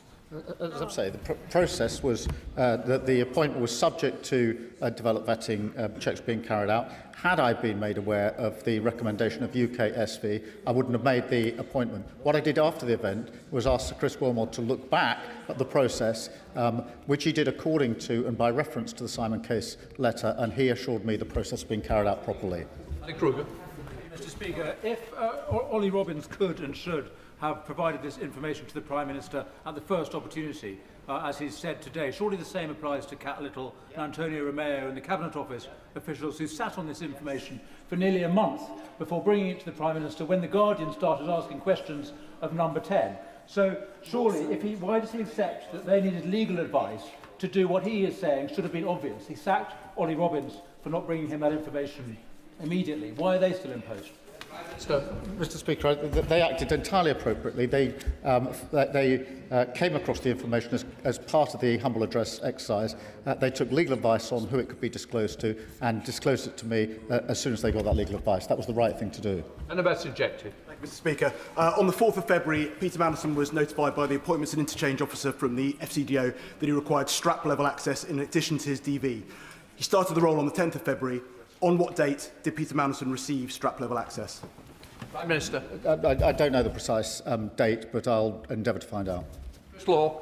Mr. Speaker, given it's widely known Peter Mandelson was maintained a friendship with convicted paedophile Jeffrey Epstein, close links in both China and Russia in terms of business, sat from 2 government posts. What I really want to ask the Prime Minister is this. What are the unique, defining human qualities of the man I've just described that's so attractive to you that he should be politically appointed as US Ambassador? And why now is he still defending him behind process instead of calling out what's wrong and taking the responsibility and resigning? I'm not defending him behind process. I'm setting out the process to the House. Dr. Neil Shasrihas. Thank you very much, Mr. Speaker. Quis custodiant ipsos custodes. The Prime Minister will know who will guard the guards themselves. With that in mind and holding those in power to account, can he explain why he took more than a week or almost a week to come to this House when the public will have been expecting answers much, much sooner? Prime Minister. Because I wanted to know who took the decision, the basis upon which they took it, and who knew about the decision, so I could set out a full account to the House, which is what I've done this afternoon. Alistair. Does does it come to this, Mr. Speaker, that this House and the country is being asked to believe that though he is the Prime Minister, making the most critical diplomatic appointment that the United Kingdom can make, that he, the Prime Minister, in the midst of the raging controversy that provoked, never asked if his nominee had been security vetted. Isn't it that is staggering and incredible? And when it comes to our National Security Advisor, what was his role? What does he know? Could the House be told that? Mr. Speaker, the attention on the process began very much in September 25 when the Bloomberg emails were published. That is when I agreed with the Cabinet Secretary to carry out a review of the entire process. And I've set that out at some length this afternoon. David Reid. Thank you, Mr. Speaker. The Prime Minister has chosen to blame his officials for this debacle. So can he confirm that he knows the names of the FCDO civil servants that made the decision to override UK SV on the 29th of January 2025, yes or no? And has he made the decision to suspend them all from duty pending a full independent inquiry? Yes or no? Mr. Speaker, I've set out the facts to the House this afternoon. I have ordered a review by Strader and Fulford of security vetting so that if any further changes are needed, we can put them in place. Sir Wrigley. Thank you, Mr. Speaker. I understand that Peter Mandelson's vetting clearance was conditional on him being accompanied to meetings with former clients such as Palantir. Will the Prime Minister clarify why there is no record of his and Peter Mandelson's meeting with Palantir in Washington, and will he tell the House what it was all about? Prime Minister. Mr. Speaker, that was a routine meeting in the course of a visit I was on in the US. Terrible. Mr. Speaker, the Prime Minister is repeatedly telling us that he either was not told or he was not allowed to be told. But what culture has the Prime Minister created around him and across the civil service that no one felt that they could or should tell him this sensitive information? Prime Minister. I reminded her that in the last 2 weeks, my senior officials have brought this to my attention, which is what they have. Before The Guardian, they brought it to my attention on Tuesday evening. That is what led me to ask further questions and make this statement to the House. Joshua Reynolds. The Prime Minister once promised to end the chaos and to restore honesty and integrity to government. Does he think that appointing a man who called a convicted child sex offender his best pal and whose connections with Epstein were already well known is consistent with that promise? And if it isn't, will he step aside and let someone else end his chaos and restore honesty and integrity to government? Mr. Speaker, I've accepted that I made an error in the appointment and apologised to the victims, as I must and as I did. Gregory Stafford. Thank you, Mr. Speaker. On the 4th of February, my right honourable friend, the Leader of the Opposition, asked the Prime Minister whether the vetting process had disclosed information about Epstein. The Prime Minister answered, yes, it did. In his response to my honourable friend, the member for New Forest West, he said, I've got confused between vetting and disclosure. But then in the answer to my friend, the honourable member for South West Devon, he said he knew the difference. So if that's not misleading the House, what is? I was asked about the vetting process. The due diligence is part of the vetting process. Rather than, as it were, rest on a technicality, I gave the House the information that I had about what I knew from the due diligence. It was clear what the Leader of the Opposition was asking. It was about Epstein. I knew that was in the due process, due diligence, and that's why I told the House about it. Look, Dance. The Prime Minister promised that, unlike the Tories, his government would govern well and restore public trust. Yet this whole sorry Mandelson saga has reinforced the belief in Yeovil and beyond that no government or politician can change. Can the Prime Minister explain to my constituents why he annoyed the then Cabinet Secretary's advice to get the security clearance before he confirmed Mandelson as ambassador? Prime Minister. Mr. Speaker, I've dealt with that issue on a number of occasions. Right, that completes the number of questions. We'll let the front benches change over.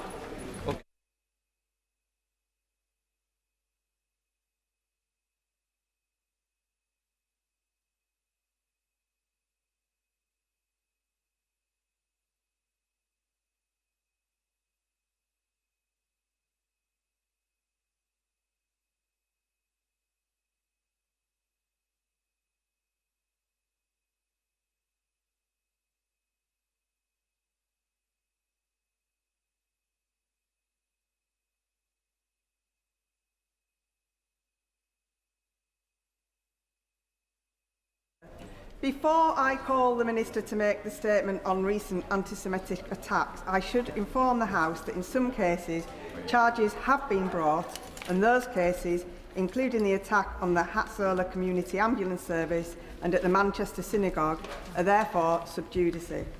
In respect of more recent incidents in Kenton and in Finchley, arrests have been made but charges not yet brought. I remind honourable members that they should not refer to the details of any specific cases currently before the courts, and they should exercise caution with respect to any specific cases that might subsequently come before the courts, in order not to prejudice those proceedings. We now begin the statement. Minister. Madam Deputy Speaker, with permission, I will make a statement about the appalling incidents over recent days targeting British Jews and opponents of the Iranian regime. I will begin with the facts. Counter-terrorism policing have confirmed that they are investigating a series of arson attacks and incidents that have occurred in London over recent days. These include an arson attack at a synagogue in Finchley on Wednesday the 15th of April, a suspected arson attack targeting a premises in Hendon linked to a Jewish charity on Friday the 17th of April, a suspected arson attack targeting a synagogue in Harrow on the evening of Saturday the 18th of April, and a further incident in the early hours of yesterday morning outside a residential premises in Finchley and opposite a synagogue. These events follow the arson attack on a volunteer-led ambulance service run by the Jewish community in Golders Green on the 23rd of March. And last week, there was also an attempted arson attack on a Persian language media organisation that has previously been the target of serious threats linked to the Iranian regime and their proxies. 8 arrests have now been made in connection with that incident, and 4 people have been charged. Now, Madam Deputy Speaker, Jewish communities across the UK will be distressed and dismayed by these abhorrent attacks. And I know that I speak for honourable members right across this House when I say that there is no place in British life for anti-Semitism. Attacks on British Jews are an attack on all of us, and we will do whatever it takes to stop the cowards and the thugs who seek to intimidate our Jewish communities. Now, the police response over the weekend has been decisive. 15 arrests have already been made. In addition, a range of capabilities have been deployed to deter potential attackers and to reassure communities. Over the weekend, the Metropolitan Police significantly increased the number of officers in and around North West London. Uniformed and plain-clothed officers have maintained a strong presence around Barnet, and additional stop and search powers have been introduced across the borough. Response vehicles and counter-terrorism policing resources have been deployed alongside local policing to respond to potential threats. Now, to ensure the police response is a sustainable one, the government has already committed an additional £5 million for this financial year to support the deployment of specialist officers across the country to support vulnerable communities under Project Servitor. That is in addition to the record £73.4 million annual funding for protective security at Jewish, Muslim and other faith sites. This morning, I visited Finchley Reformed Synagogue with the Deputy Commissioner and the local MP, member of this House. I met community leaders and saw firsthand the strengthened police presence and the resilience of those affected. I reaffirmed our commitment to protect all those who've been targeted. Now, the government's commitment to supporting British Jews is an enduring one. We are taking firm steps to root out anti-Semitism wherever it appears across public life, from our public services to our universities to our charities and beyond. We are backing up our words with action. This includes launching an urgent review of anti-Semitism within the NHS, introducing mandatory training and investing £7 million to tackle anti-Semitism in schools, colleges and universities. This is a whole of society effort grounded in close engagement with Jewish communities. We are determined to tackle the issues that have a daily impact on the lives of our Jewish communities. Now, an amendment to existing powers will allow the police to deal with repeat protests by taking into account the cumulative effect of protest activity, and the Home Secretary has asked Lord MacDonald to undertake a review of public order laws to ensure people can go about their lives without the fear of intimidation. The Government has also set out its vision for a fair, tolerant and decent country with the recent publication of Protecting What Matters, our action plan to tackle threats to social cohesion and to counter the scourge of extremism. The plan makes significant spending commitments, including £800 million to expand the Pride in Place programme to 40 new neighbourhoods, plus new investment in community resilience, schools linking and local media. This vital effort requires us to work collectively across government and with operational partners, and will be driven forward by my right honourable friend, the Communities Secretary. Furthermore, we are actively protecting Persian language media organisations at risk. This includes tailored security advice and cyber protection through to armed police protection where necessary. We have already seen a number of charges and convictions of those seeking to harm journalists in the UK. And through implementation of the National Security Act and through other means, we are making the United Kingdom an even harder operating target for hostile actors. Madam Deputy Speaker,